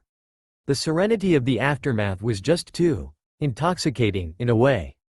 I don't know how long this might last, but I didn't want to regret not kissing you again, whether this was as far as we'd ever go for the rest of our lives or not. It's okay. I kind of enjoyed it, really. Maya responded softly, repeating what he had said to her earlier, as she leaned down so that their foreheads were touching, a mix of a small cheeky grin and a small excited smile gracing her lips. But could you give me some kind of warning next time? But then it wouldn't be spontaneous. Naruto whispered with a small smirk of his own. Laughing quietly and briefly, Maya rolled her eyes before smashing her lips to his in their third kiss, this time poking and prodding at Naruto's lips with her tongue until he opened his mouth to give her access. Rubbing her tongue against his, Maya let out a small, stifled moan and pressed her body against Naruto's slightly when she felt his right hand slide down to her rear and gently squeeze her left butt cheek through her pants. Just before he could try to force his own tongue into her mouth, Maya put a hand on his chest and leaned back, breaking the kiss with a seductive and teasing grin on her lips that only grew all the more smug when Naruto's face shifted towards a half-hearted look of mild annoyance, disappointment, and a slight childish pout all rolled into one. "I'm curious. What would you do if I just, I don't know, got up and walked away right now?" Maya questioned with a frisky and deceptively innocent tone and facial expression, feeling a bit brazenly playful at the moment. In her current position, she could feel Naruto's arousal under her, and she had to admit that he was far bigger than what she had once thought he was, having been a whimsical and fleeting thought at the time. A revelation that only proved to excite her even more than she already was. It also gave her the opportunity to be a little intimately cruel. "You wouldn't dare," Naruto mumbled out in a half-hearted growl of warning, partly out of irritation if she did and partly out of hope that she wouldn't. His hopes were crushed when Maya, smirking even more devilishly than she had been just a moment ago, slowly and tortuously began to grind against him for a few seconds, making Naruto breathe more heavily with lust and excitement, before she tauntingly and sadistically pushed away from him and stood up, only to start walking towards her bedroom with a very distinctive and alluring sway in her hips. Pausing at the doorway, she threw him a sly smirk over her shoulder and a flirtatious wink before disappearing into her room, leaving the door cracked open behind her. Pouting slightly in his spot, Naruto glared at the door with a combined expression of disbelief and confusion on his face, huffing quietly. "Now that was just mean. And what makes it worse is that I can't tell if she was actually being serious about cutting me off like that or if she was trying to tell me something else." He sat there for another minute in silence, weighing the pros and cons of taking his chances, when he reminded himself about regretting things. It was another minute before he made up his mind. "Fuck it, I won't know if I don't try." Naruto mumbled under his breath as he stood up while taking his gloves off a bit hastily, leaving them and his knives with the rest of his belongings beside the front door as he made his way to Maya's room, slowly opening and shutting the door behind him. The room was completely dark due to the timed automated shutters on the windows being closed to help simulate the darkness of night and no electrical lights being on. That was when he felt a pair of slender arms wrap around his waist from behind and a warm, feminine body press against his back. "Took you long enough," Maya whispered into his ear teasingly while sliding her hands under his shirt and lightly dragging her nails down his chest and abdomen, making him shiver slightly out of excitement. "I was starting to wonder if you had caught on to the hint or not." "I almost didn't," Naruto admitted as he turned around in Maya's embrace and captured her lips in another passionate kiss while pulling her closer, taking the initiative this time and forcing his tongue between her lips and into her mouth, making the woman moan heartily and lean against him for support, her legs suddenly failing to hold her up properly. As they broke for air almost a full minute later, Naruto gave the slightly dazzled woman a smirk. "I'll be nice and let you make the first move." "Ooh, a gentleman, huh?" Maya purred quietly before looking up into his eyes again, her seductive smirk still firmly set in place. "I'll have to fix that, now won't I? Shouldn't take too long." Moaning softly in her sleep, Maya pressed back against Naruto more firmly for warmth, her bare and naked body held close to his own from behind, using his arm as a pillow as she slumbered peacefully. With only a thin white sheet covering the lower half of their bodies, Naruto laid where he was with his tattooed left arm draped over the siren's waist with his hand tucked under her side directly beneath her right. He couldn't believe it, for the first time in 10 years, he had finally had a full night's rest without being plagued by nightmares or memories of losing someone close to him. By standard times, it was about 2:45 in the afternoon, the automated shutters having opened around the set dawn time earlier that morning. But neither of them had even fallen asleep until sometime between 5 and 7 in the morning. Careful not to wake her, he slowly pulled his left hand out from under her before gently brushing a few locks of hair out of Maya's face and tucking them behind her left ear. Gently kissing the side of her neck, Naruto let a genuine smile of peaceful contentment form on his face. Slowly and gently tracing some of the pastel blue markings decorating the back of Maya's left shoulder and along her bicep with his fingertips out of slight boredom, Naruto noticed something rather peculiar. Whereas Maya's markings were a soft shade of blue, in less than a standard month, his own warlock markings had gone from being a rather dark imperial blue to being more closely described as a deep bluish purple that could almost be mistaken as black from a distance, contrasting quite heavily with his tanned skin. Frowning slightly, he wondered why his markings had changed in pigmentation, seemingly of their own accord. Could it be some kind of side effect of him using his newfound warlock powers or maybe a natural, mile marker, relative to either the level of control he had gained over them or possibly the number of powers he had unlocked. Could it possibly be some kind of bad omen, or a symptom of some kind of sickness or disease unique only to him? Discarding the thoughts on the subject for now with a mental note to talk with Lilith and Dr. Tanis about it whenever he got the chance or some spare time, Naruto focused his attention back on the woman sleeping beside him, admiring her true beauty and not the beauty everyone else saw. He didn't know if it was because of some kind of bond due to their similar conditions, being a siren and a warlock respectively, or if it was caused by something else, but he felt so calm and at ease whenever he was beside her, almost as if he could almost feel the energy of her siren powers and the aforementioned energy having some kind of effect on him that actually made him relax just because he was near her. Despite that, he wasn't going to jump the gun, so to speak, and call the feelings he had for her love, but it was still something more than just liking her and far beyond the base instinct of lust. For now, he would simply go with the flow, and hope there wasn't a towering waterfall with jagged rocks at the bottom waiting for him at the end of the metaphorical river he was floating down. Not letting his feelings blind him to anything any longer, he didn't doubt that their relationship, if anything even remotely serious happened between them, would have varying levels of rough waters ahead of them, but thus was the woe of every relationship, for nothing was truly perfect. In his personal opinion, perfection lied in the imperfections and flaws. Great. I'm starting to think like some kind of philosophical sage or some other bullshit. Naruto mentally groaned with a quiet sigh. A part of him wished he could just go back to just not thinking so much, but the other part of him wasn't so keen on it, having started to grow accustomed to it.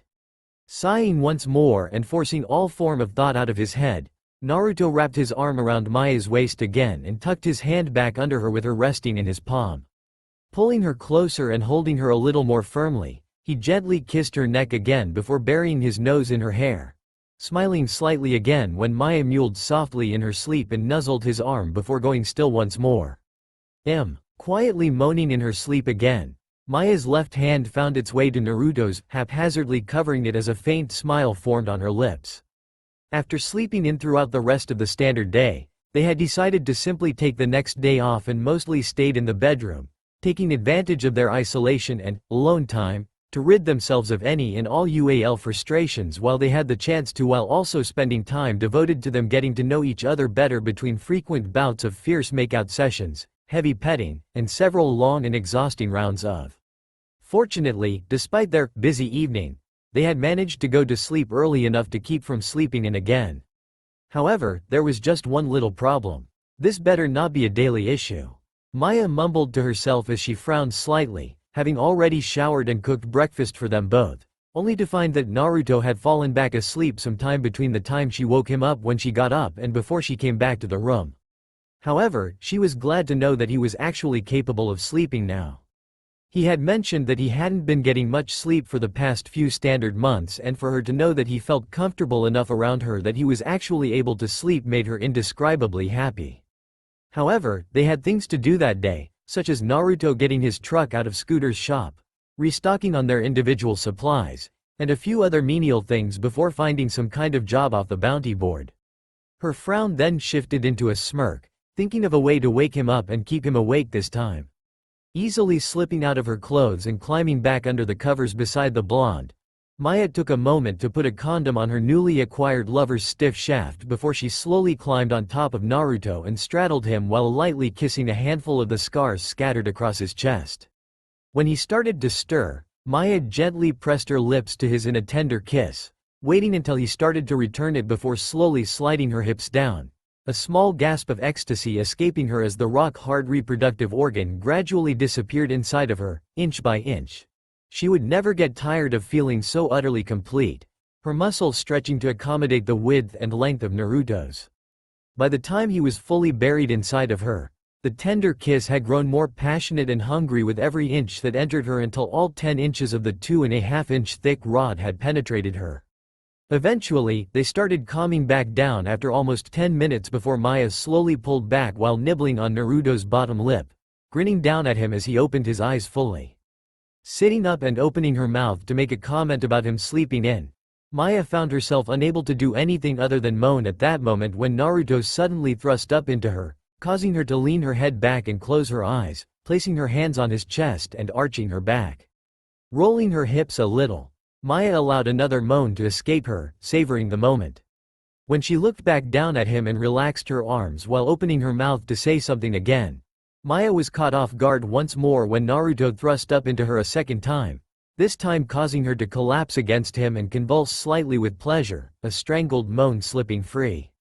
"See, cut it. Ooh."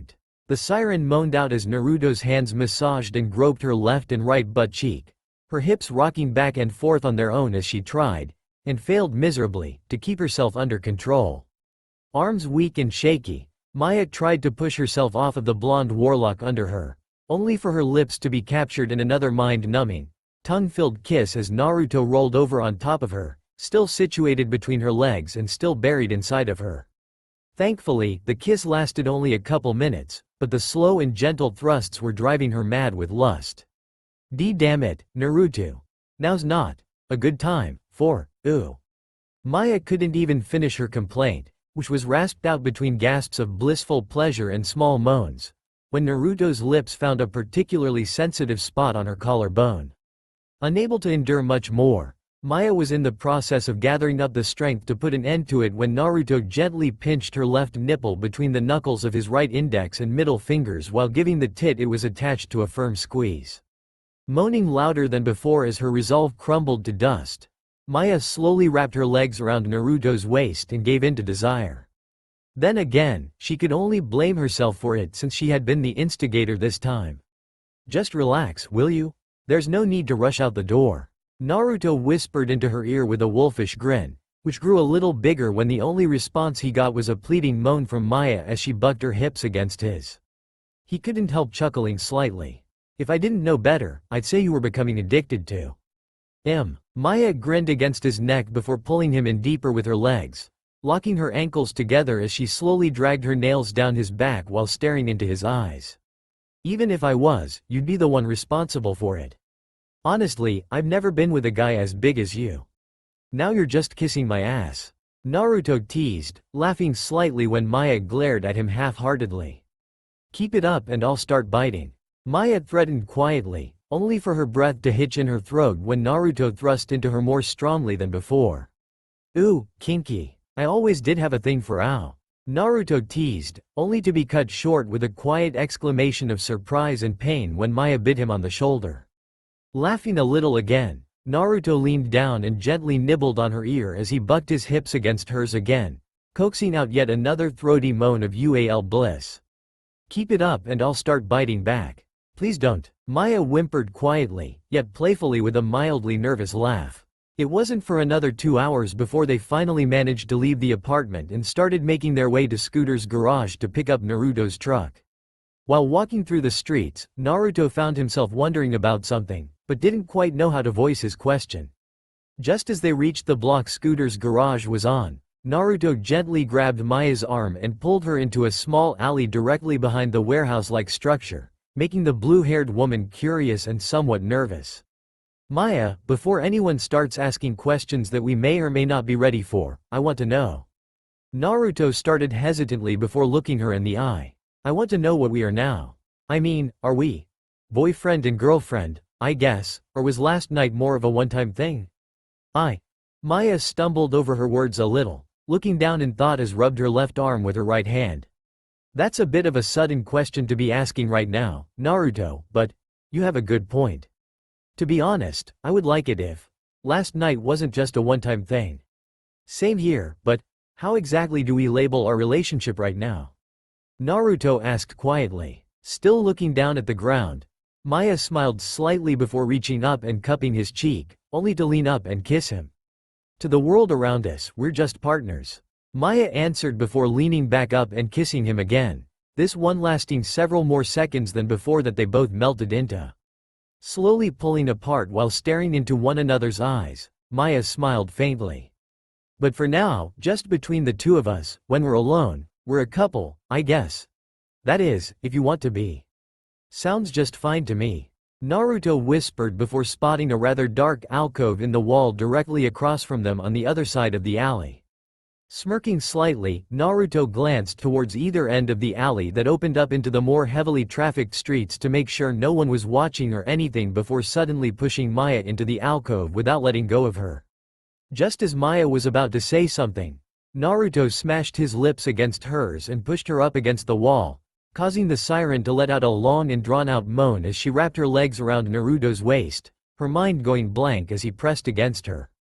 "Nah, Naruto." She gasped out breathlessly with a look of absolute euphoria on her face, tilting her head back and thrusting her chest out as Naruto moved his mouth from hers into the slender opening on the chest of her leotard, sucking on the visible flesh of her left while roughly squeezing her rear with both hands.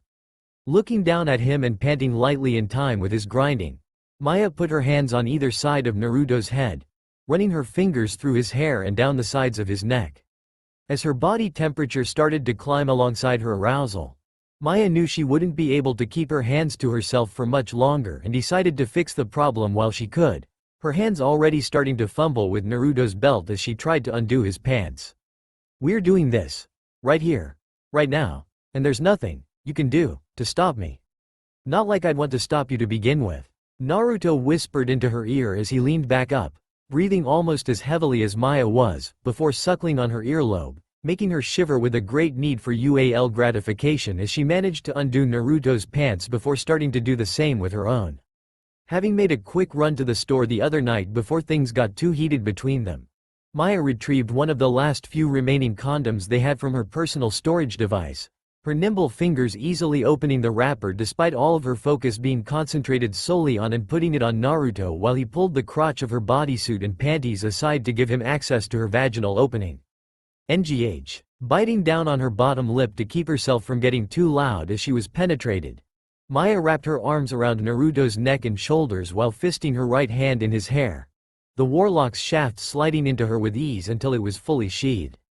As he repetitively thrust in and out of her, a very small part of Maya's mind in the very back of her head idly mused about how dirty and almost whore-ish she should be feeling at that moment since they were not only fucking in public, but in a rather dirty back alley, at that, along with neither of them being unable to go even a meager 4 hours, outside of sleeping, without one of them relentlessly teasing the other until they gave in to their desires. That thought was then overruled by its more reasonable and psychologically inclined counterpart, rationalizing the constant acts of intercourse as the only readily available method, more so for Naruto than for Maya, of showing their deepest and most sincere feelings for one another at any given time, no matter the circumstances, time, and/or location so long as it was within reason. Even though Maya was oblivious to such thoughts running through her own head, they were no less true in their own respective points of view. Sure, they could show a little more restraint and at least wait until they found a more private location, but at the same time, life on Pandora was far too unpredictable and one's life was always in danger, the risk of death being much greater for people of professions similar to their own. With it being impossible for anyone to know what the future held, it was similarly impossible for anyone to know when they would have a second chance to do or say something, especially to those that they may hold close to their heart. Mere milliseconds after every last one of those thoughts came into existence in her brain, they were bulldozed almost immediately after as Maya grew closer and closer to a climax, her blonde-haired lover being not too far behind her. "Oh, God. Oh, God. Nah, Naruto." Maya whimpered out quietly as the inferno that had built up within her core became excruciatingly unbearable, holding onto him as tight as she could as she buried her face against his neck and shoulder, struggling desperately to keep quiet so as not to draw any unwanted attention to them. Her body jerking as she was repetitively impaled again and again, Maya couldn't take it any longer and squeezed her eyes shut while biting down on Naruto's shoulder as hard as she could in an attempt to muffle her scream of gratification, the relatively strong muscles of her canal constricting Naruto's as she orgasmed quite heavily, something that was followed rather closely by Naruto's own with one last thrust from the blonde. Both left breathless from exertion and sweating a little, Maya tiredly pried her jaws from Naruto's shoulder and leaned back against the wall for a moment, only to lean forward again and rest her forehead against Naruto's, staring into each other's eyes. Staying as they were for a couple more minutes so that they could catch their breath, Maya leaned forward a little more and closed her eyes as she hungrily attacked his mouth in another kiss with Naruto quickly overpowering her, his tongue rubbing against Maya's own and gradually forcing her into temporary submission. It was another 10 minutes before they regained control of themselves and eventually split apart. Not bad, for a quickie. Maya muttered teasingly with a small, somewhat drunken smile of satisfaction on her face, leaning back against the wall as she continued to let Naruto support her completely. It wasn't like she weighed much, being only about $110 soaking wet. Giving him an apologetic smile, Maya tenderly rubbed Naruto's shoulder where she had bit him. "Sorry, I didn't want to alert anyone to what we were doing. I didn't hurt you too bad, did I?" "I'm fine, Maya. Relax," Naruto reassured with a small chuckle. Reluctantly pulling out and getting a slight whine of disapproval from Maya, Naruto carefully set Maya back on her feet as he retrieved an old and ragged, but clean hand towel from his stash of random and miscellaneous items in the supply-oriented storage device on the left side of his armor. Handing it to Maya so that she could do a quick cleanup job on herself, Naruto retrieved a second hand towel from his storage device to clean himself up, tossing the used condom into a nearby trash can with the towel following after it a few seconds later. As Maya discarded the towel he had given her, he took the time to readjust her leotard and panties before zipping up and rebuttoning her pants, something she reciprocated for him. He then gave her a small smirk, his next comment making her blush slightly and glare at him indignantly and stubbornly. "Think you can walk or do I have to carry you? You're such an ass," Maya grumbled while looking away as she made a few final adjustments to her clothing to get rid of any obvious signs or clues that might lead someone to the conclusion that something was happening between them. That thought made her mentally pause and think. She knew for a fact that she wasn't ashamed of the fact that she was, technically, seeing Naruto on a very intimate level, but at the same time, she didn't want anyone talking about them or spreading any rumors about them just in case things didn't work out between them before they actually reached a more serious and stable point in their relationship, whatever it may be at the moment. "Before we get moving again, I want to ask you another question, if you don't mind." Naruto spoke up, stopping Maya from leaving the little alcove before she could even fully turn to do so. While she didn't give a verbal response, Maya did give him a look of concerned curiosity as she took a step closer to him. "Back when we were heading towards Liarsburg, you were going to say something before we were attacked by those bandits. What were you going to say?" Maya was actually rendered speechless for a moment, having almost completely forgotten about that with everything that had been going on. She didn't even think that he had been paying attention to her when that happened, let alone for him to remember that all this time. Thinking back on that moment and recalling what she had been about to say, Maya's cheeks gradually reddened out of embarrassment as she rubbed her left arm with her right hand, the only nervous tick that she had that showed itself only when she was embarrassed about something. I was going to tell you that I was sorry for calling you an ass and that what?" Naruto inquired out of partial curiosity and partial confusion. Maya only blushed a little more, glaring at the wall off to her side. "That you weren't really that bad of a driver and that I only had a problem with you pulling off all of those stupid stunts that could have easily killed one of us, if not both of us." Maya reluctantly grumbled out just loud enough for Naruto to hear her, refusing to look back at him. Eyeing an eyebrow out of slight surprise and a touch of confusion, Naruto couldn't help it and smirked with honest amusement. Shaking his head with mild disbelief as he pulled his mask up over his nose and flipped his hood up over his head, Naruto let out a quiet chuckle as he put his hand on Maya's upper back and led her out of the alcove and then out of the alley. She merely glared at him half-heartedly out of the corner of her eye as they continued towards the front entrance to Scooter's garage. "What's so damn funny?" "Nothing, really. I just thought you were going to say something a bit more important than your opinion of my driving skills." Naruto answered with another slight shake of his head. Walking past the first large bay door, Naruto entered the building through a normal-sized door that sat between the large bay doors that adorned the front of the garage. "Now, to collect my truck." "Naruto. Long time, no see." Scooter, excited to see his friend and fellow lover of vehicular warfare, called down to the blonde from the suspended platform set up in the upper back region on his garage, a number of simple metal shelves set up all across it with various parts and tools scattered amongst them. Cleaning the motor oil and grease from his hands with a simple little rag, Scooter made his way down the catwalk staircase to the ground floor of his shop, grinning rather stupidly at Naruto. "I was wonderin' when you would come by to pick up your truck." "Yeah, I would have stopped by sooner, but I was busy." Naruto answered, hesitating for a moment at the end as he restrained himself from glancing at Maya. Although people instantly assumed that Scooter was stupid and thick-headed, the mechanic was actually quite smart even though he was admittedly a little slow a lot of the time if it didn't deal with engines or vehicles in general. Still, Naruto wasn't going to take a risk around the man. Anyways, where's it at? I don't mean any disrespect, Scooter, but I want to make sure everything still works right after what I put it through. You know that I trust your expertise in mechanical wizardry and all, but I'm really the only one that knows that truck inside and out. None taken, but still. I wouldn't go so far as to call it wizardry. Scooter replied sheepishly with a doofish grin plastered to his face. Still acting a little bashful from the rather simple compliments, Scooter gestured with his hand for Naruto and Maya to step back a good bit as he walked over to an industrial control box hanging from the ceiling by a 3-inch thick black cable before grabbing it and pressing one of the buttons of the large, dulled and dirtied yellow remote. A moment later, the automotive lift slid back several meters along the heavy-duty tracks they were standing on with a large and rather thick section of dull gray diamond-plated steel sitting on the ground between the two towering pillars of the automotive lift and the twin industrial rail tracks and a few feet in front of the first bay door the garage sported.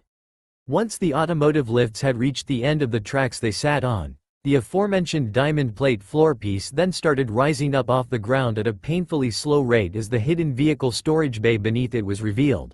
A set of 4 2-foot wide and 2-foot thick dull gray steel beams supporting the section of diamond-plated steel a little more than 15 feet above the nearly identical diamond-plated steel floor piece to the previously hidden vehicle storage bay. There you go, Naruto. What the fuck did you do to my truck? Naruto growled out quietly and angrily while glaring at the mechanic, who went from proudly grinning at his self-proclaimed masterpiece, to now performing a rather accurate and near-perfect impression of a terrified rabbit that had just been cornered by a very large and very hungry predator. Maya cast a mildly nervous glance at Naruto before slowly and cautiously stepping back into the side so as to put a little more distance between her and the warlock. Resting on floor of the 20-foot by 30-foot storage lift was definitely Naruto's, technically not a technical, the paint job having remained its original black and gray camouflage color scheme, but with a number of rather obvious and drastic changes done to it. I upgraded it with some of the best materials and parts that I could get my hands on? Scooter answered uncertainly as he took a half-step further back from where Naruto still stood, his blue eyes turning back towards the vehicle that only partially resembled his old truck. The truck itself was now a full 11 feet in width from one side to the other instead of being only 8 feet wide, and was also about 18 feet in length from fender to fender, with the chassis now being 5 feet tall from the bottom of the chassis to the roof of the truck cab, with the same height being constant throughout the rest of the truck's rear half, while it was only 3.5 feet in the front from the bottom of the chassis to the top of the hood, while the new turret only added an insignificant 2 more feet in height in the back for a total maximum height of roughly 10 feet in all. The cab had been extended in proportion to the rest of its length when compared to its original measurements. The front and rear wheel wells were now far larger than they used to be in order to properly house the 4 absolutely monstrous 54-inch diameter and 18-inch wide tires it was now standing on. The front and back window shields, along with the door windows, now had what appeared to be incredibly high-grade bulletproof glass installed in them, while the armored slats had been made of what looked to be more durable metals and still ran across the transparent panes of near indestructible glass. The truck bed was now enclosed with a covering of metal armoring that followed the contours of the truck's rear half. A decently sized turret mounted to the roof of the truck that looked eerily similar to the turret of a Guardsman Praetorian APC, being a set of 4 large cannon-like barrels mounted to the sides of a simple-looking rotating base mount in pairs. Twin pairs of large heavy machine gun barrels mounted to opposite sides of the hood that were of a similar caliber as to the original hood-mounted guns and spanned the hood's full length from the base of the windshield to just above the headlights, with the ejection slots for the spent rounds aimed up and out to the sides of the truck near the base of the barrels. A new plow-like bumper guard mounted to the front of the vehicle with an angled bottom edge that ran parallel to the ground, while an almost blade-like edge ran along the vertical crease in the middle of the plow as well as the bottom edge. A set of 2 rows of a dozen unusual 6-inch long and 3-inch diameter metal tubes mounted horizontally to the quarter panels on either side of the truck bed that added up to a total of 4 dozen tubes that could rotate into a specifically designed housing in the armor plating on either side to keep them hidden, with the tubes of the bottom row on either side pointed towards the front of the truck and angled out to the sides at a 25-degree horizontal angle, while the top row on either side were aimed similarly at a 25-degree horizontal angle out to the side, with an additional 25-degree incline to each one. The truck's suspension system and shocks appeared to be top of the line that now held the underbelly of the armored behemoth of destruction a full 3 feet off the ground instead of the previous 2 feet the original truck stood at. A row of 6 rectangular lights were mounted to the roof of the truck cab right behind the front windshield's top edge that looked like they were slightly bigger and wider than the old ones, with metal cages placed over the lenses for better protection from anything that might damage them. The frame, chassis, and bumpers looked far sturdier and much stronger than they originally were. And to finish it all off, the truck's armor plating covering the new and much larger chassis appeared as if they could take even greater punishment than the old truck's armor plating could, while the truck's undercarriage was defended from taking any real damage during intense bouts of vehicular combat by additional armor plating made of moderately lighter and, unfortunately, less durable metals than the rest of the truck's armor plating.